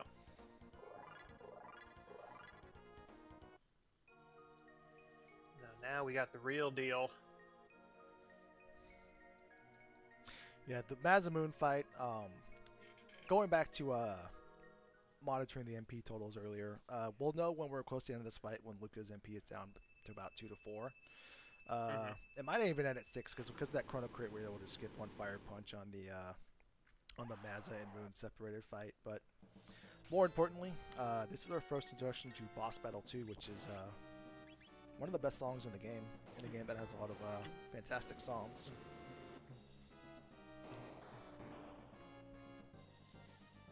It is kind of crazy that they pull it out for this dude. Yeah.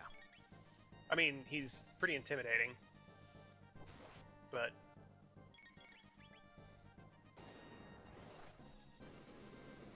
yeah, Mazza Immune follows the same pattern as the Heckron fight, where the first, portion of the fight he's not going to be too damaging with his attacks. However, he does have a danger phase. He'll kind of tip us off when he's interested in doing that, and he will, once he's below 50% HP, he will also begin doing double damage with his attacks. So, so he does thankfully have a weird little quirk where he will kind of be looking at the character that he's about to attack. Not right now. Right now he's yeah, there we go. Yeah, once he gets once he gets below his 50% total, he starts kind of glancing at whichever character he's going to target. So that can help you out with saving a little bit of time on knowing who to toss a tonic at. Yeah, we can see him heading over to Luca right now because that means Luca's next in line to be punched. He will throw you some curveballs every once in a while, like he'll give a glance over to Robo, and it turns out Luca was the target all along. So it's a nice little indicator, but also he can throw you some curveballs. And there we are. We are now in the back half of the fight because Luca's taking double damage.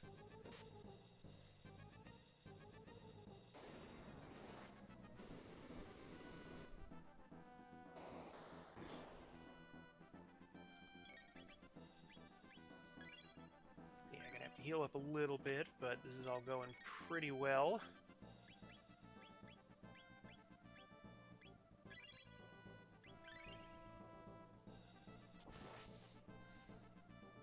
Stop him from doing that. Yeah, you can see how he looks at hats and makes his way over there. Bop. So yeah, Luca, normally a character with pretty low speed, but Hats, in this particular case, has been chomping on speed tabs the whole game. So is plus I think is wearing I think you put the bandana on her as well. Yeah, she gets the bandana up until you get the speed belt, and at that point, uh-oh. That's all good. Okay. That could have been worse. Yeah.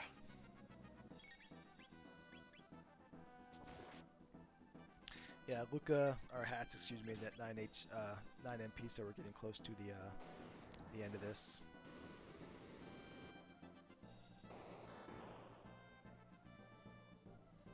Yep, there we go. There he goes.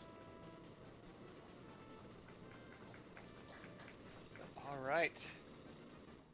Now we're going to have to learn about a sword. Yeah. Who wants to learn about swords? Story. Right, we got a hand in the crowd. Hell yeah, we're gonna learn about some swords today. Yeah, story-wise, we were supposed to learn that the other half of the sword is in Frogsboro, but that's not a trigger or prerequisite to come up the mountain. So you can, since you're the more northern part of the continent, you can head yourself, make your way up here, complete this portion. Then you can head down, get the hero medal, and learn that what Frog's been up to this entire time.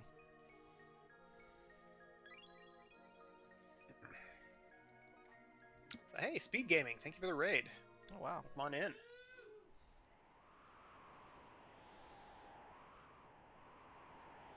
Alright, so we're a few minutes away from naming Ayla. I don't think we've had any donations come in for that.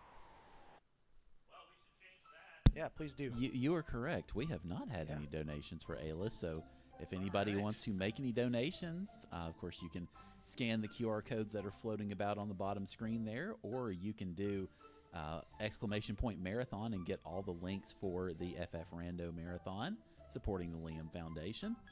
Any donation goes to help with that, and any donation also adds to this lovely stack of hats on my head.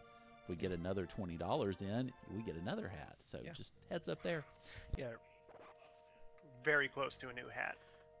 yeah, raising money for Not a new hat, but a new, never mind. Yeah, raising money for the Liam Foundation important and all, but I think we're all in agreement that during Karan's hosting session that the hats take precedence. Yeah, that's why we're really here. Yeah. Let's be real.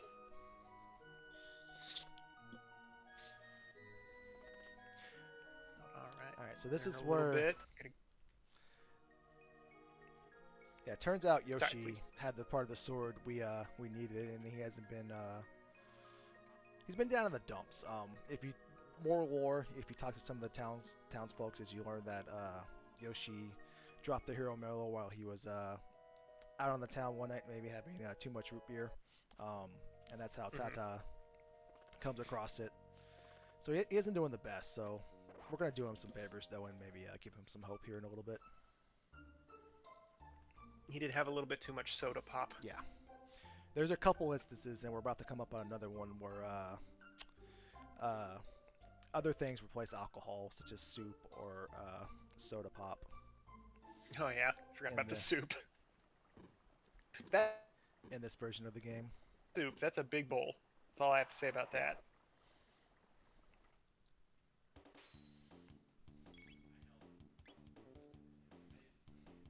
Now we got another. I don't believe that fight is skippable at It all. is I not. think you gotta deal with that guy every time. They're shockingly fast for that spot. I could jump in with another donation from a neighbor. Ooh. Thanar donating $20 that says $20 for another hat. Heck yeah. Let's name Ayla to Yeah. Cat. K-A-T. Hey, there we go. That's a good name. And a good hat.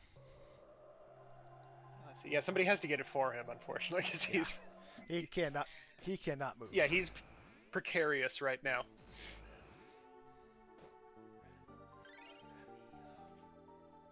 Ooh. Get that cake. Yeah, for whatever reason, Melchior's name is on the Mazamoon, and turns out he may know what to do with it. He just points us in the right direction, so he can do something with it. Hey, look at that chocobo hat.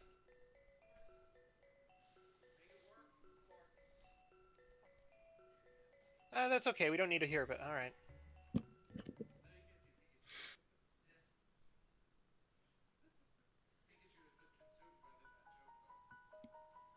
Doesn't exist anymore. We're in trouble, man. Fortunately, as soon as you get to the end of the time, you see this other pillar of light with a very large number next to it that you can travel to. And talking to Melchior there is the story trigger to allow a lot of the happenings there that we want to happen now take place.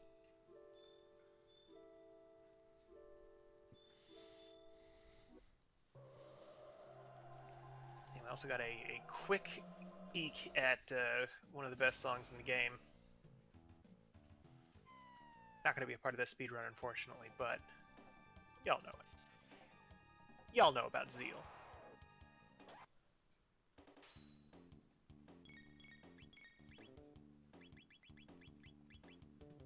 Yeah, gonna take care of all these lizards.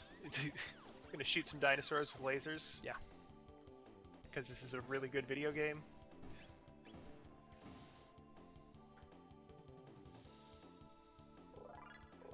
And we're going to meet Cat.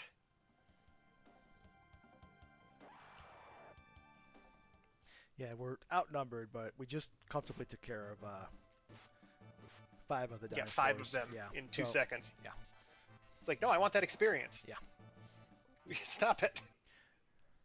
All right. Can I jump in with another donation? Yeah. All right, so Meridian BC with $20. It says, let's see, let's encourage others to donate by putting this toward the FFMQR character name being, and I've got to make sure I'm reading this right.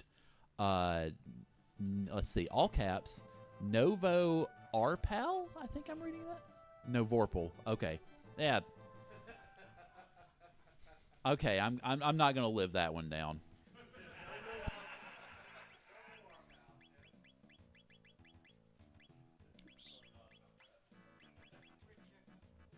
All right, Cat.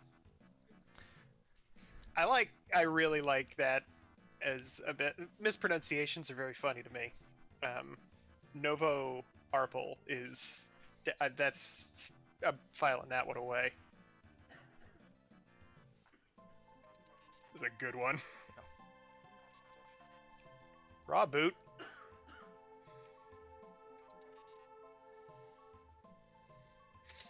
All right, so Cat being from way in the past. There's a few things that haven't quite been discovered yet. One of them being electricity. So the whole concept of a raw boot as a throwing car for a loop, it's perfectly fine. We'll make Yep, do they with it hadn't anyways. they hadn't invented electricity. Yeah. They hadn't invented articles just yet.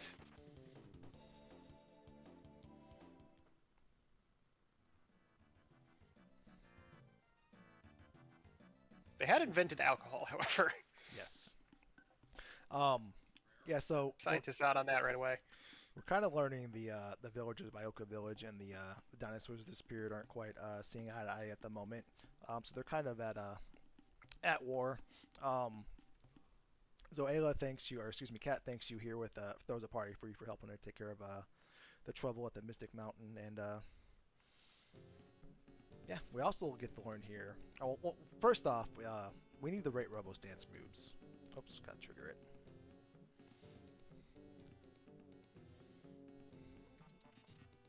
Come on, Bender, let's go. Yeah, there we go. So Bender / There you go, Rebel man. here will dance 4 times, and that will be the trigger to talk to him again, and that will progress us through the rest of this cutscene.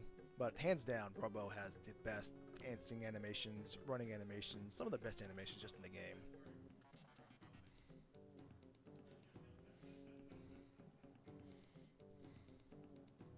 It's got Jurassic pork soup. Yeah. I never said that out loud. That's pretty good. This is another Ted Woolsey joint. Pretty sure it was. Push A button much times.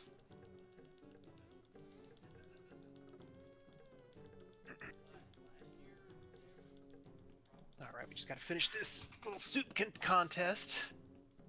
Head on over to the next dungeon to the south.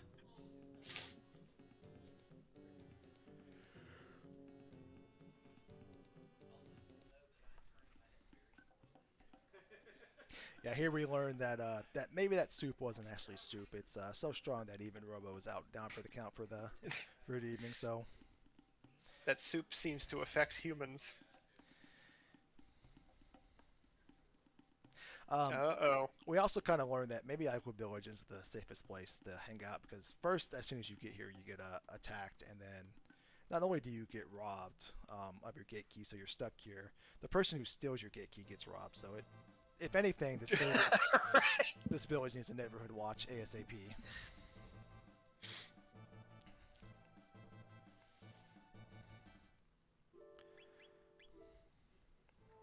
And Ayla doesn't really, or Cat, excuse me, doesn't really seem to understand a whole lot of that. Because, like, who's going to steal from her? Yeah. Liable to get your butt whooped that way.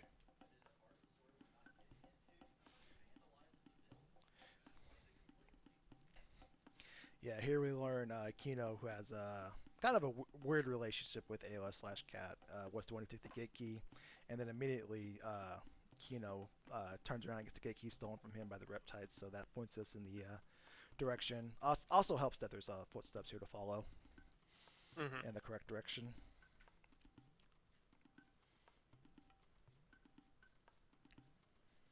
Yeah, pretty helpful. This particular little dungeon is pretty easy. Every single fight is skippable, thankfully. Don't really got to worry about grabbing any super important items along the way. Yeah. There's nothing of value in the forest mage, so everything just gets walked past. Mm-hmm.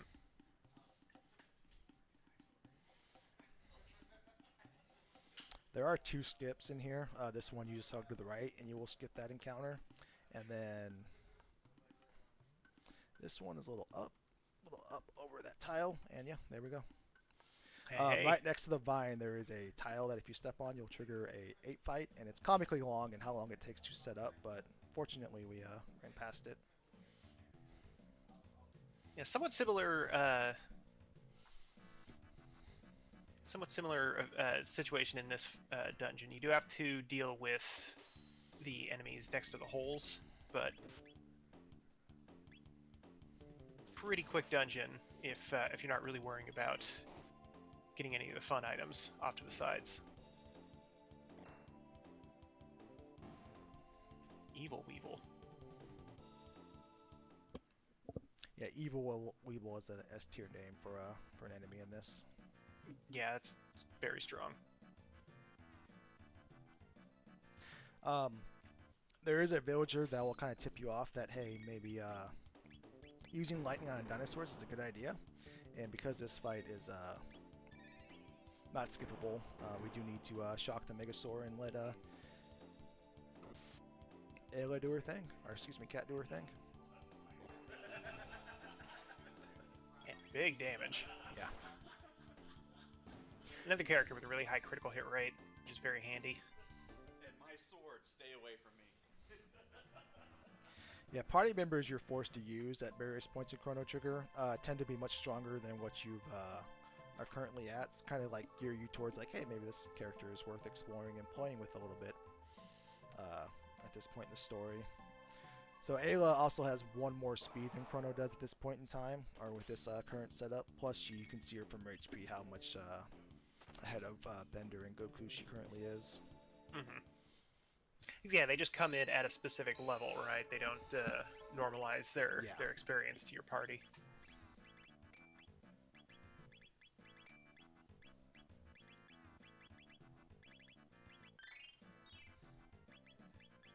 All right, 2 berserkers now.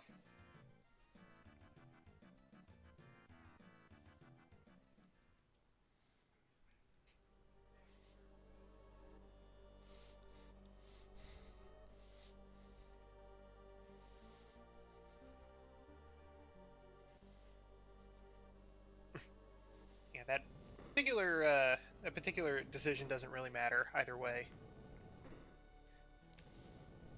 Doesn't matter if you tell Azala about the key or not. Still gotta fight.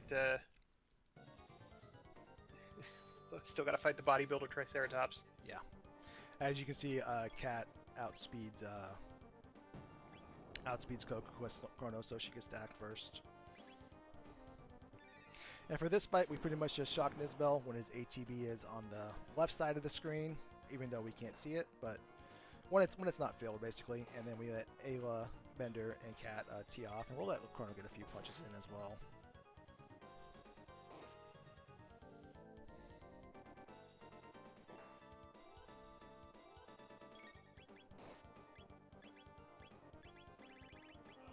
Did just realize something I forgot. I forgot to grab the silver stud, but I think we can make this work. Ooh. Yeah, that's on Denadoro, I think, right? Yep. Yeah, we got this. Alright, this is pretty much the only nasty attack that he's got. Might be.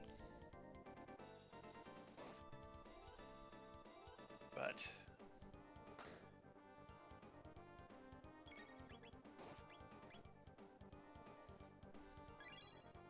Yeah, Chrono without the silver stud has enough HP to survive the electrocution release, but he doesn't have quite enough at this moment in time to survive it along with the punch. Plus, we're not getting very many Ayla crits. So we're going to have to go through a couple cycles of this. Well, speak of the devil, we reverse jinxed it.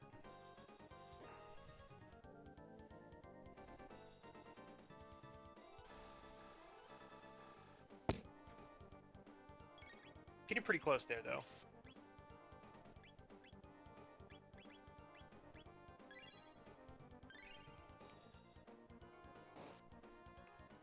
Yeah, we're just going to heal one time for safety.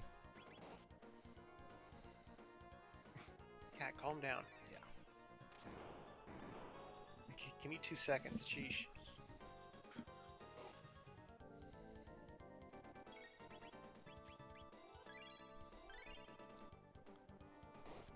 Yeah, we're not worrying about bringing Yeah. Bender back up.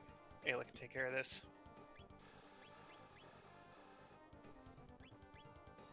Yeah, we're not seeing very many crits, but we're at the point now where Ayla should be able, or excuse me, Cat should be able to finish this off.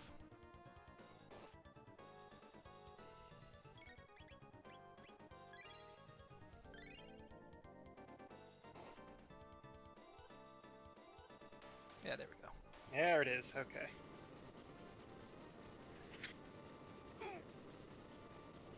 All right. That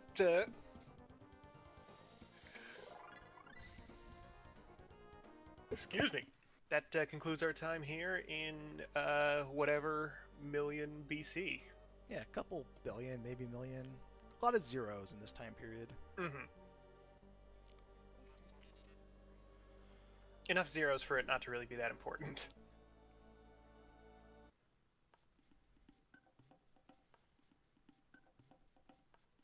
Yeah, Kat was the strongest party member that you had experienced so far, and she did the whole thing hungover. Top shelf. Great character. So, all right, heading back.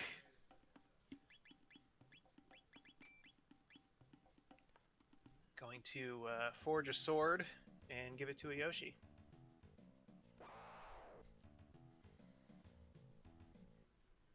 I think I drew this back in middle school.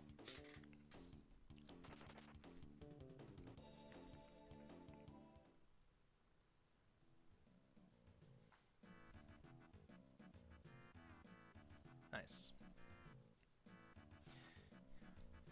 Very good skips. Yeah, we head on over to Melchior. Now with the Red Rock in tow, plus of course the Mazamoon, we can put it all together somehow. Well, he can put it together somehow. We kind of stand around and support him if we can.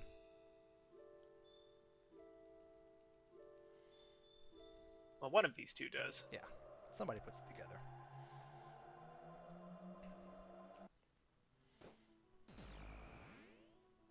Yeah, there's no telling why he can do it.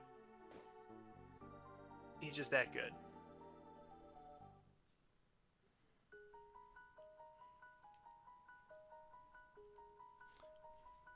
Well, we didn't talk to him at the beginning of the game, but he turns out he is a weaponsmith in this era. That's why we get the red katana from him earlier. So that's kind of his whole gig, what he's been doing here since he's been banished into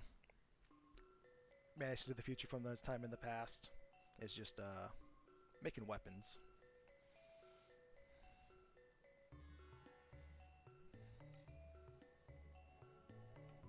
I think you're in the way a little bit.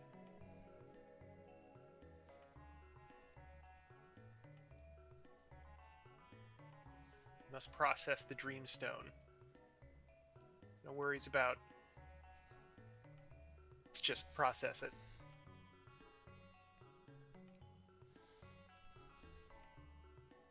Yeah, standing at these specific spots kind of speed him along to get everything on the up and up and ready to go a little bit faster. And yeah. Oh. Just gotta remember not to hit A, because every time you hit A, you prolong it by the speed of the dialogue boxes that pop up, and it's just a infinite number of times you can pull that up if you don't know what you're doing. Mm-hmm.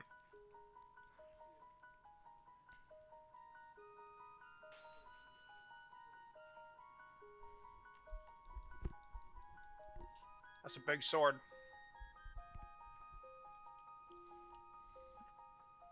Let's go give the Masamune to Yoshi. Yeah.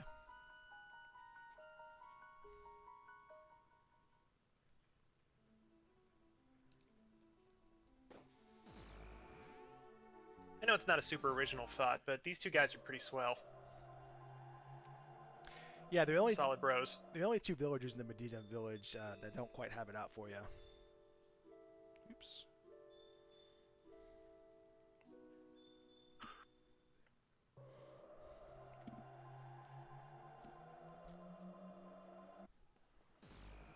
Got a little bit of walking left. Gonna get our final party member. We've already gotten, but welcome him back into the fold. All right, I'm a little confused why I didn't get it that time, but Yeah, that I thought you had it. I think the imps at this point are just programmed to ambush us no matter what, whether we skip that pixel or not. So How dare you even try? yeah.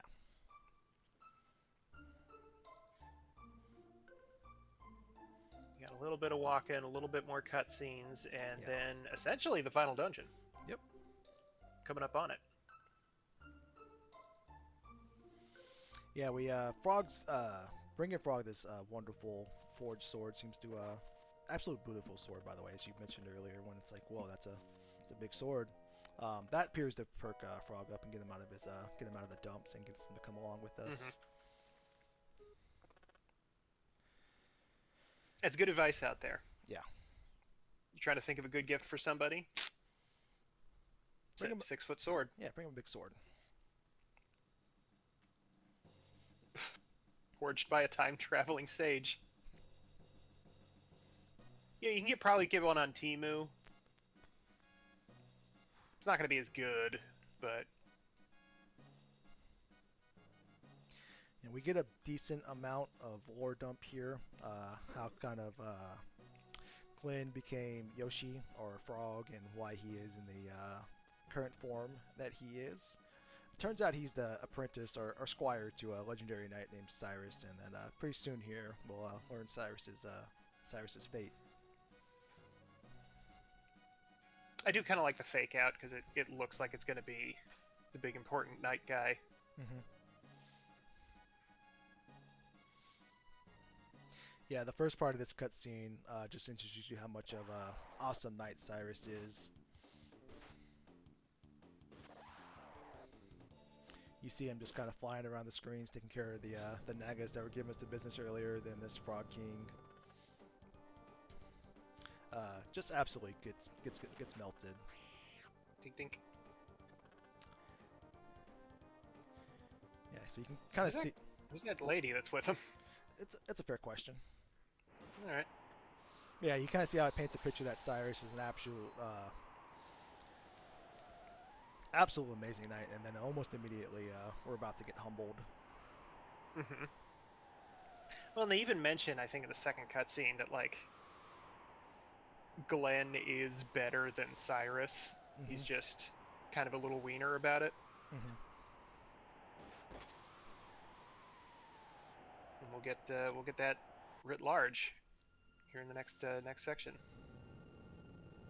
Oh my! Yeah. I hope he's okay. That stuntman is really earning his paycheck.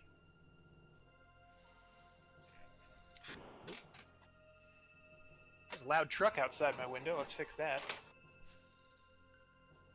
Is it garbage day? Is that what's going on? Yes, only for my neighbors. It's great. So this is the morning where they go right across the street and pick up that garbage, but they don't come to my street to pick up my garbage. They came in just in time to pick up Cyrus. You're garbage, Cyrus. Ooh. You're nothing. You caught fire.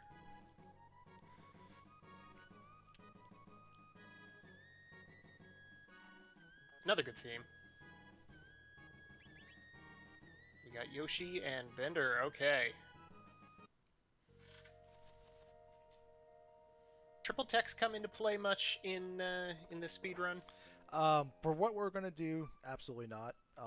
Okay. The only tech we're worried about at this point in time is spin cut, and we'll get just enough tech points in Magus' Castle here to get spin cut unlocked for Chrono.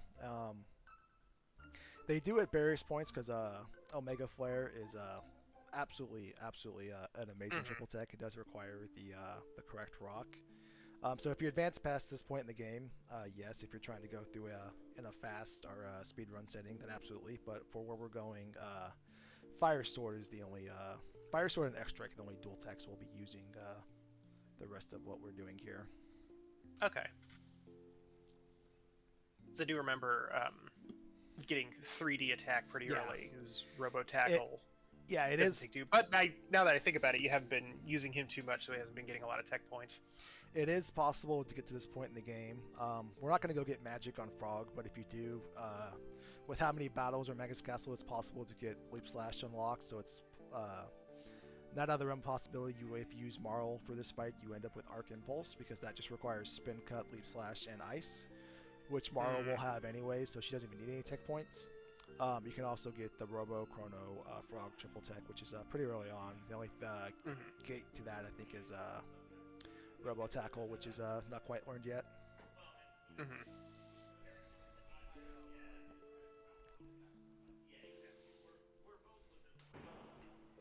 Oh man, big reveal. Yeah. Glenn got shot with a bolt of lightning, turned him into a frog. Made him talk like somebody doing an impression of a Shakespearean actor. I do like that. Like, I don't know if you'd call it an accent or whatever, but he didn't have it when he was Glenn. Yeah. I don't think it's an accent. I think it's just the affect, I guess. The anatomy of knowing English as a frog doesn't quite come out. Maybe it forces the accent. All right, so now that Frog Yoshi truly learns the power of the Mazamoon, we're gonna rip this mountain in half somehow.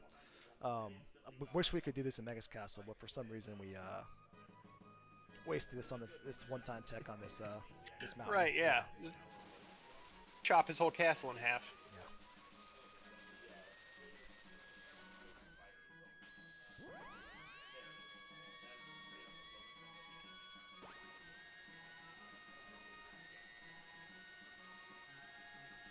The loudest sound effect on the Super Nintendo. Boom.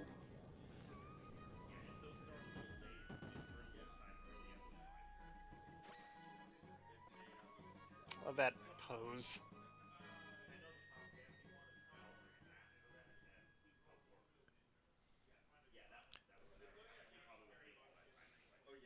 Right. The Magic Cave. We got to go through here before we get to Magus' Castle, unfortunately. There's a lot of critters, but we're not gonna find any of them. Nope. Just straight run through. We get a little lecture here that, hey, maybe Frog or Yoshi can go unlock magic if he wanted to, but we're gonna not worry about that. Did not know that text box was there.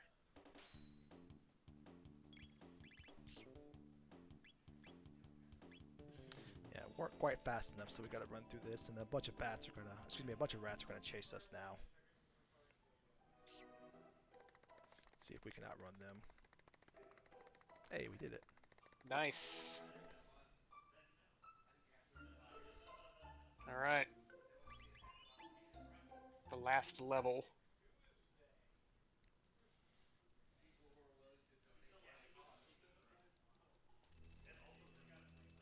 Yeah, just to emphasize, we used the one limit break on the mountain, but would have been nice to use it here, but... Or maybe later on in the Ocean Palace or something, but... But more seriously, the tone, the setting for this castle is absolutely amazing. It's just absolutely iconic. Really cool place. Really cool place to see and just run around and play in. Oh yeah, Magus' Castle is incredible.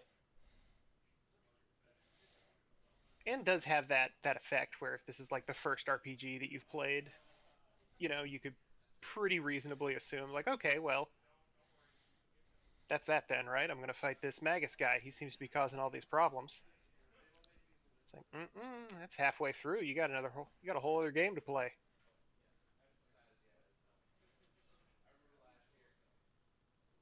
For our purposes, this is going to be the final boss. I really like these categories of speedruns where they kind of like truncate the game a little bit so that you don't have to fully commit to sitting down for 7 hours.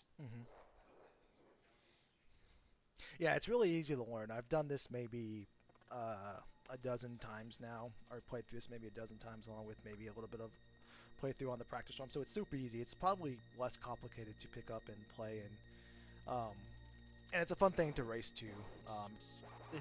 It's really easy the first couple of runs to get it down to under 3 hours. I think the fastest I've ever done is flirting with like right under 220. I'm not sure where our timer is at now. Right now, 2:03:10. Yeah.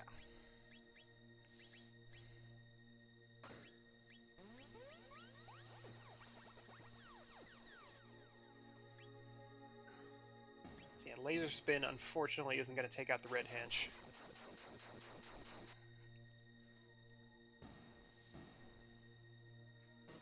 But Cyclone and a couple of physical attacks are going to do the job.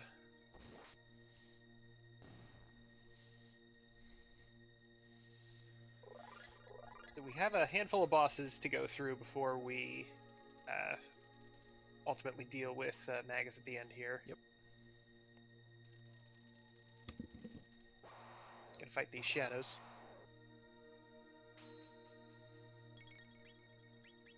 Yeah, this gives us a barrier, which is going to be absolutely mandatory for the final fight now that we did get the silver stud. Normally, we'll talk about it a little bit more later, but we're going to have to get creative with how we get through with Dark Matter later on here in a minute. Oh, yeah. Yeah, Chrono needed that HP to survive it. What's he at now? 232? That's not terrible. Gonna get a little bit more before the end of it, but yeah, I'm gonna go ahead and give you a rock helm.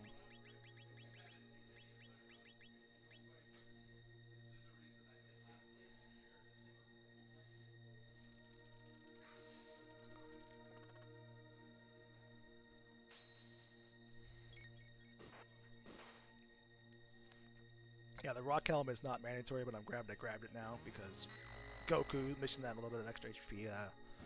The rock helm is just going to help him out with that, maybe keep him alive in these two fights.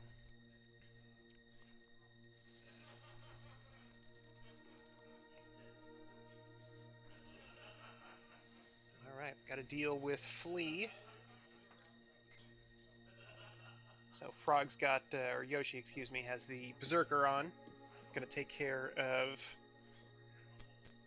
all of this business. Does not need MP for this fight. Nope.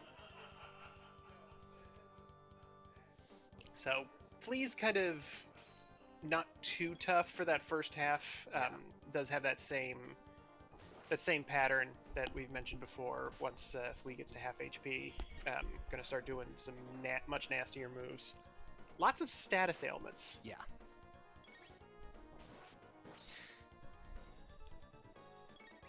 Yeah, Flea can absolutely wreck your day if we get a little bit too hasty here. So we'll tee off on the first part of this fight, but eventually we're going to slow down and just let Frog be the one to take care of everything.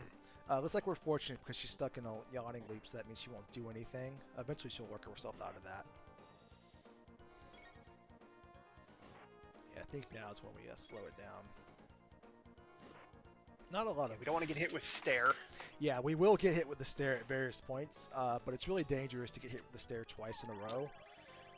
Especially without that silver stud, because we wouldn't be able to survive it. What we're going to do to counter that is we're just going to kind of chalk it up that Bender maybe doesn't need to survive this fight, so we'll let him go down, and him being on the ground will cause the stare to not be triggered. And we're perfectly okay with that, because we don't need him to get experience. We just need to not eat 300 damage every time we attack.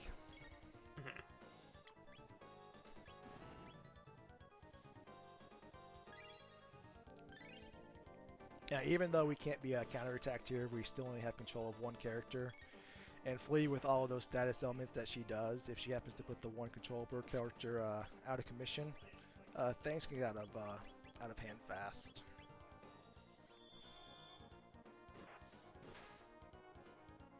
Put Yoshi to sleep there for a quick second.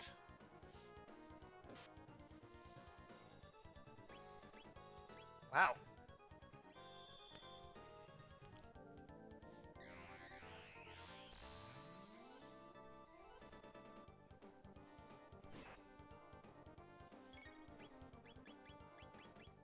So poison is... Does poison still reduce your attack power? Yes. So Frog Yeah, will do okay, a I'm thinking of little, that right. a little less damage here. I think I'm okay with that. It doesn't seem to be too bad. Lost track of HP totals. Yeah, we're Should be pretty close. yeah. So if another status effect gets inflicted on a Frog that prevents him from attacking, the plan was just to heal him anyways, and that by default would remove the poison.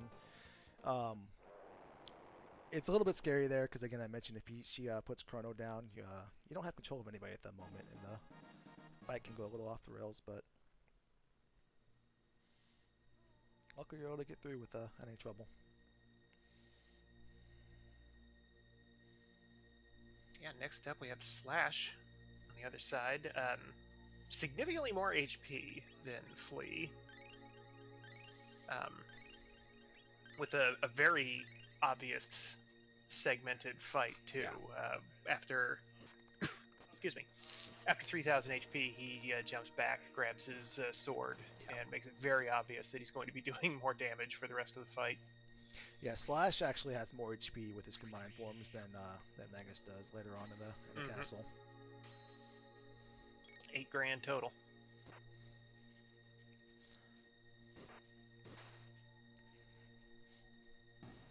The one bit of unfortunate for this fight, the skeletons absorb shadow damage, and this game considers lasers to be shadow. So unfortunately, we cannot just laser spin all these guys away. You gotta fight them regular.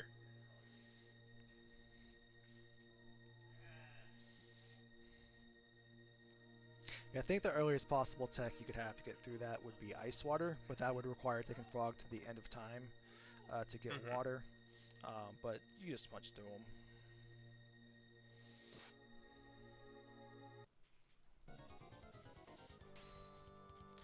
Alright, the first half of this fight, Slash doesn't bring his sword, so he's actually relatively tame, so we just kind of want to punch through him here. The magic number is about 60 HP. If anybody gets, we'll say double digits. If anybody gets the double digits, we'll heal him up, because Slash does end this fight with an AoE attack, but it's not super damaging.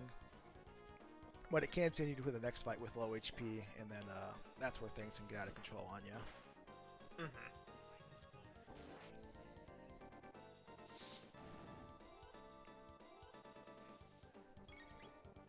Yeah, we would have much rather preferred all of these Krog critical attacks in the Flea fight or in the back half of this fight, but I guess we'll take what we can get.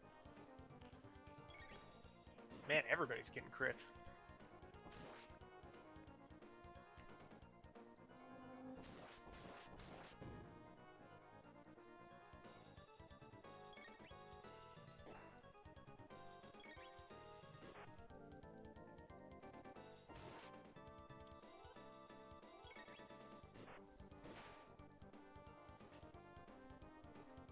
Yep, there it is. There it is. Okay. Yoshi's hurting a little bit, but...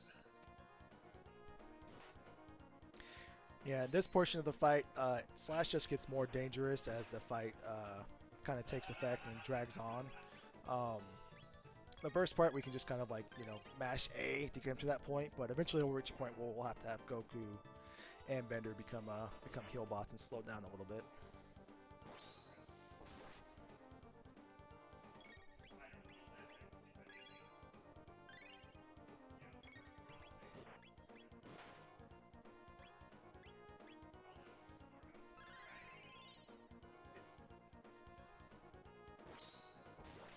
Yeah, unlike the previous fight, we're okay if Bender doesn't get the experience, but we do want him alive, just so he can use some cure beans.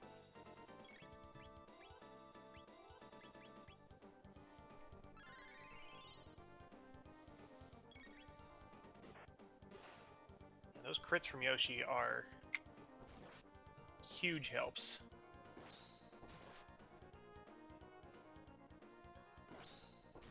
Already 2/5 of the way done with this guy.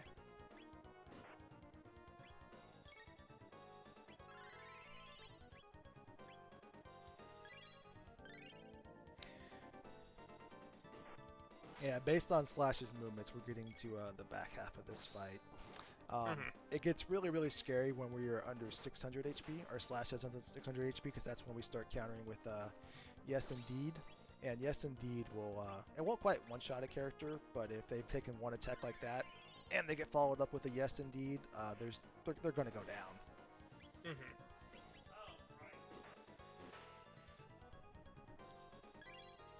So because Frog is the main TPS, we're going to slow down now and just let kind of Frog do his thing. He's really good at doing that thing, too.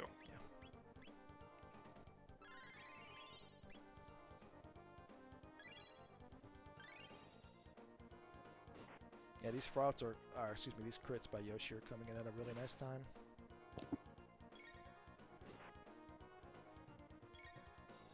I think this one's going to be Yes Indeed. Nope. You're in that zone, though. Yeah, we're close. Once he's no longer dancing around the screen throwing slashes at you, that's when you know you're right on the cusp.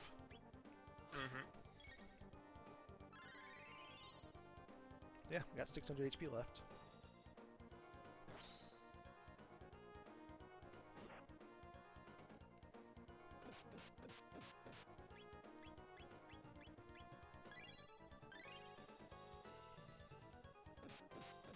See, he doesn't need to be touched to use Yes Indeed anyway, so. Yeah, this should do it, though. Oh, no. Let's gamble. Good gamble. Alright, yeah.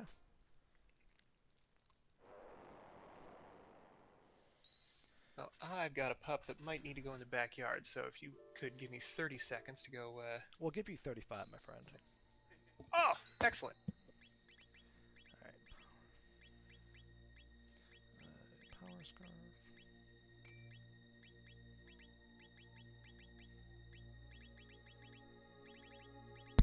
If I can add, since we are starting to get toward the end of this run, we are creeping up on $3,500.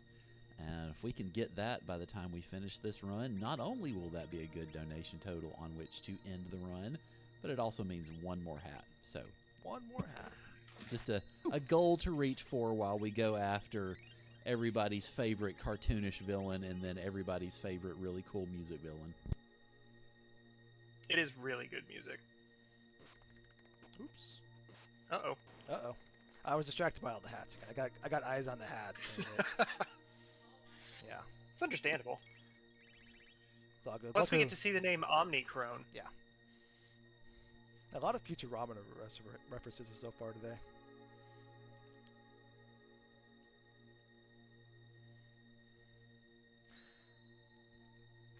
All right. So this, unfortunately, got to deal with all these guys. But, I mean, you can run from them. You can't skip the encounter. You can run from everything in this hallway. We're going to take this second fight right here just so we can get a few more tech points so we can for sure get spin cut later on. Mm-hmm.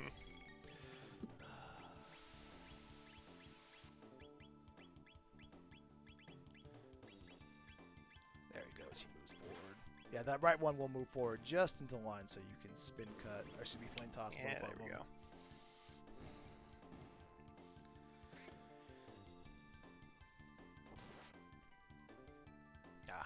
Another group of enemies that are very weak to magic. They really want you using those spells.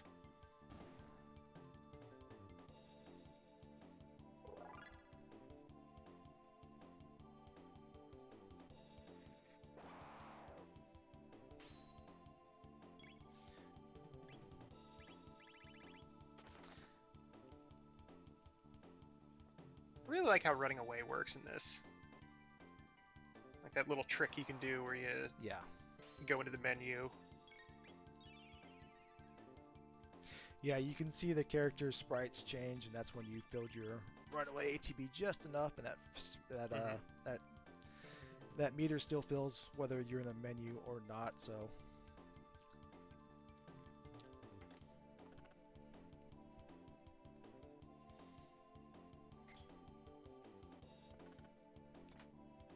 And that mist robe. Can't help but notice. Oh, sorry. Mist robe is very handy. It's actually for a little later if we were going to play past this point, but why not? Why not take it? Mm-hmm. Oops. Uh-oh. A boo-boo.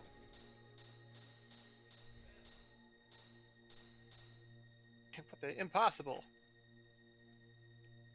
The Doom Finger.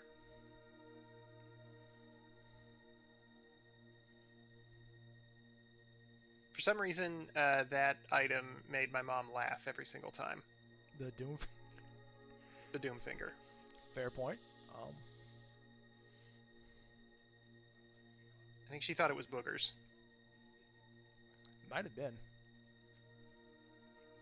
Nice work going through there. Very, very good job getting through the pit room. That room sucks. Yeah, if you get dropped down into one of those pits, you gotta get a run unavoidable encounter as your reward, and then you gotta figure out which what the escape is. It actually rotates counterclockwise based on which room you fall into. Ooh, nice. I didn't know that. Good luck for not learning which one it is or isn't. Also, good job getting through that that area there. Dodging those birds can be a real pain in the butt sometimes.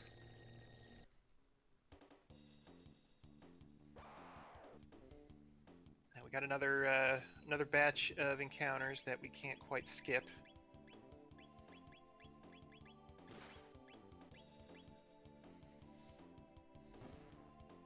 Fortunately, we can just run past all the guys in the statue room. In the meantime, we got to fight these outlaws and groupies.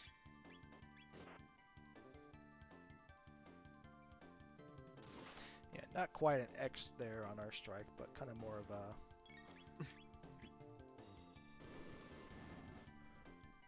maybe more of a V strike. Yeah, it was a little bit more of a V. Yeah. Didn't come out too far on the other side. Yeah, this room, the first one you cannot run from, the second one you can run from, and the third one is a 4-juggler fight you cannot run from, but we have a hopefully creative solution for it.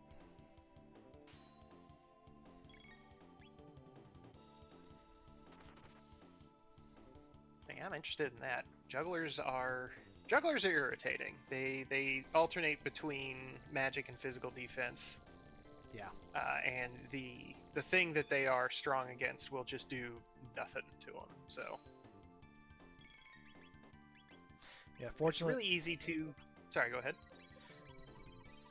Oh! Yeah, so casting Hypno Wave will trigger the switch.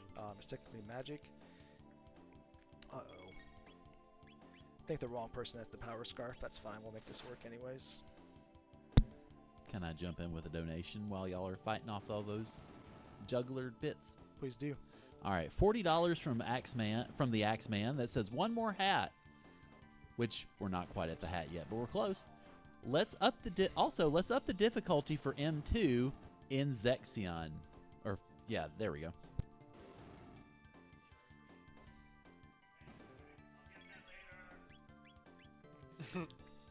Yeah, so with the power scarf, I think the power scarf's on Frog, and it should be on, or excuse me, I think it's on Chrono, but it should be on Frog here. That's fine. We can make this work. Just gotta do some extra flame tosses, but jugglers have 450 HP, and as you can see, we're just coming in right under that. Mm-hmm. Ugh.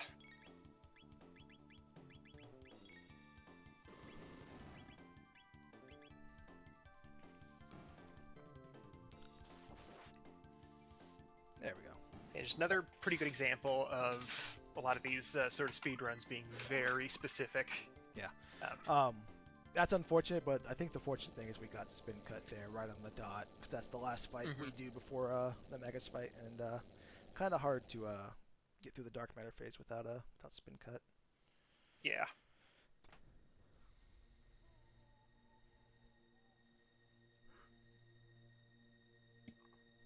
So yeah, if you just hang out off to, I don't know if the left-hand side works as well, but I always pick the right-hand side anyway. Just gotta dip around all those statues. Don't gotta worry about any of those guys. It's dealer's choice.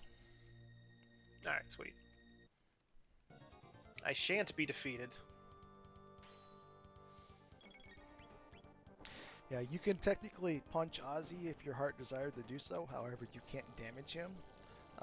And he does counterattack you with the little mini flare attack. It kind of hurts with our party's current setup. So no shenanigans. We just take care of these conveniently placed cranes that happen to open holes in fortunate spots for us.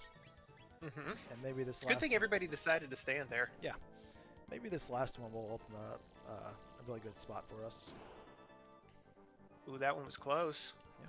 Better be careful. I like how the screen even kind of scrolls over a little bit. It's like, Yeah, it's like over here. Yeah.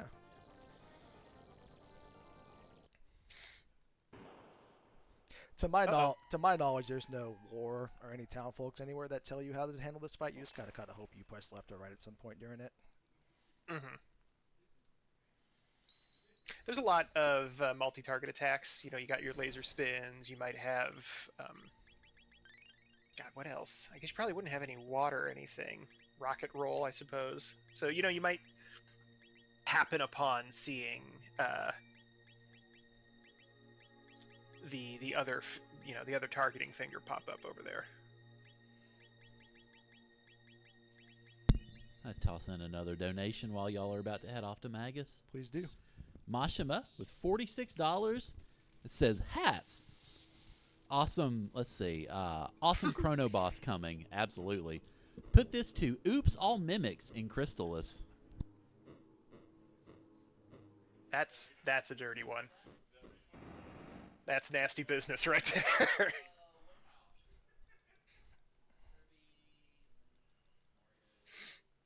Let's do Mario. There's not any red on there. Yeah.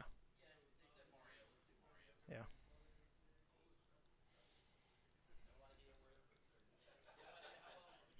Got a Mario hat. All right, now that the hat's in place, we'll start the fight. Marvelous. It's important. You gotta get all your ducks in a row, all your hats in a row. Also got a quick donation from Papa Shango, $50. It said save Sid. That's it. That's all it says.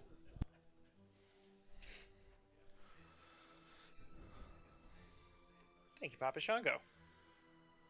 I know that guy. Yeah, he's in here somewhere.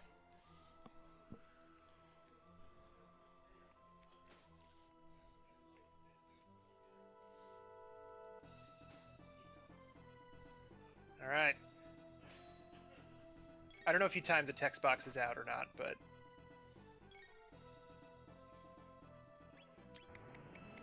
did a good job of starting the fight at the right time so the animations match up.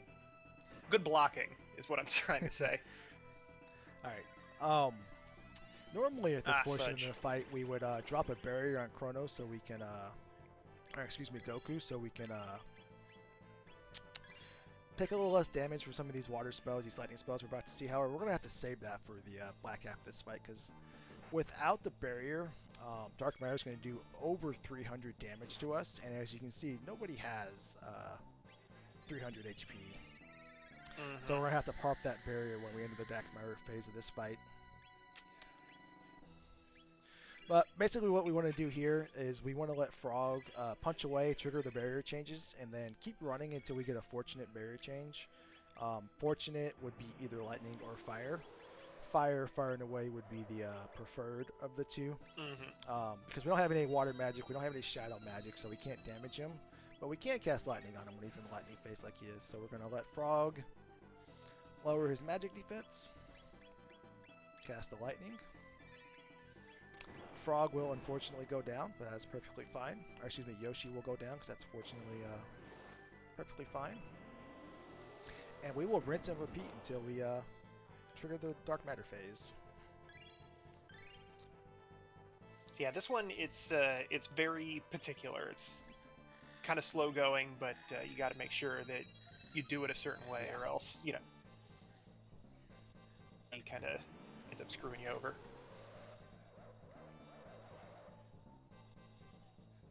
Thankfully, it's very obvious. Yeah. When when you've gotten to that phase.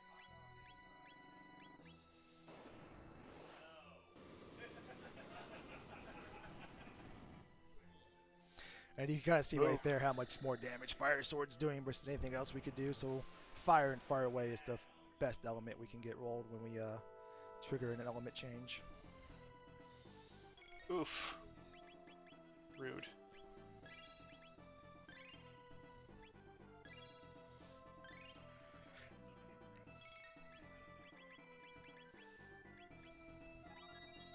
Should have enough items for this, though. Yeah.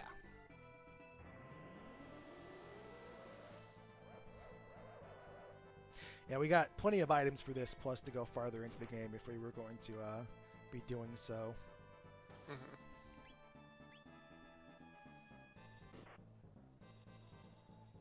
Oh, that's fortunate. Hey. I gotta drink a little bit of lemonade first, though.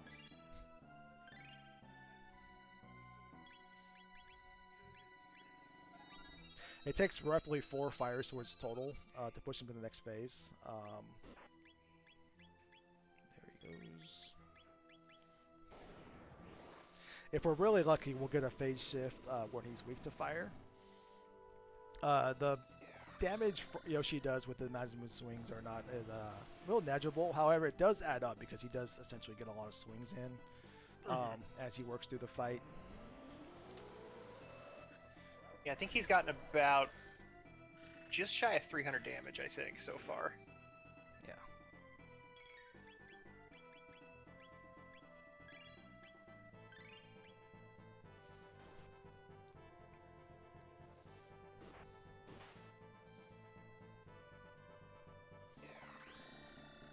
Man. Okay. Come on, Magus. Yeah. If we can get one more fire, I think we switch to the next phase with fire activated, which is huge, especially when we don't have access to the silver stud here.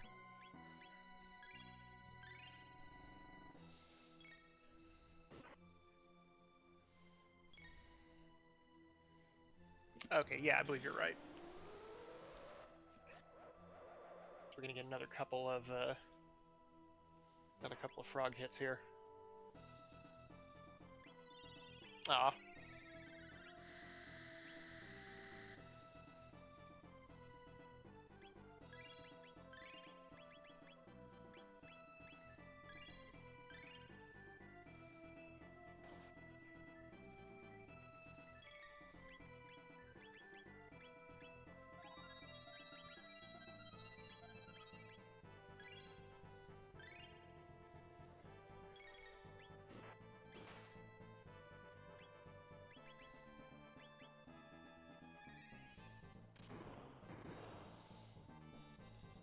So yeah, those Masamune hits do... Yep, here we go. No counterattack. Alright. So yeah, those Masamune hits do reduce his magic defense for just like that one phase, correct? Yep. And when he switches his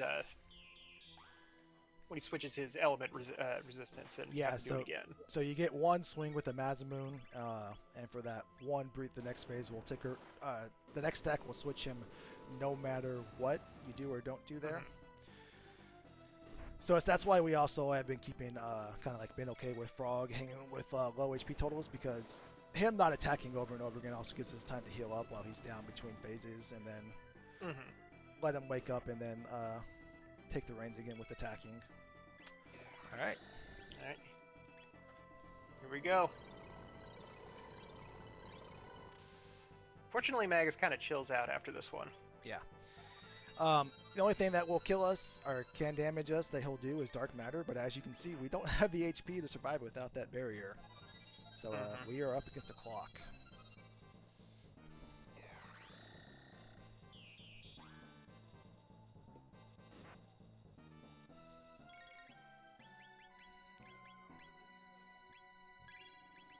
Can you just sneak an attack with Chrono? Yeah, Yoshi and Hat's HP does not matter because they couldn't survive dark matter if they wanted to, so we just revive Fire Sword, let them go down, revive Fire Sword, heal Goku so we can survive the dark matter, and then continue on. Yeah, pretty lucky that came out quick. Yeah, pretty lucky the ATBs are lining up where Goku's going to get a turn to get Yoshi back up right as this switches phases.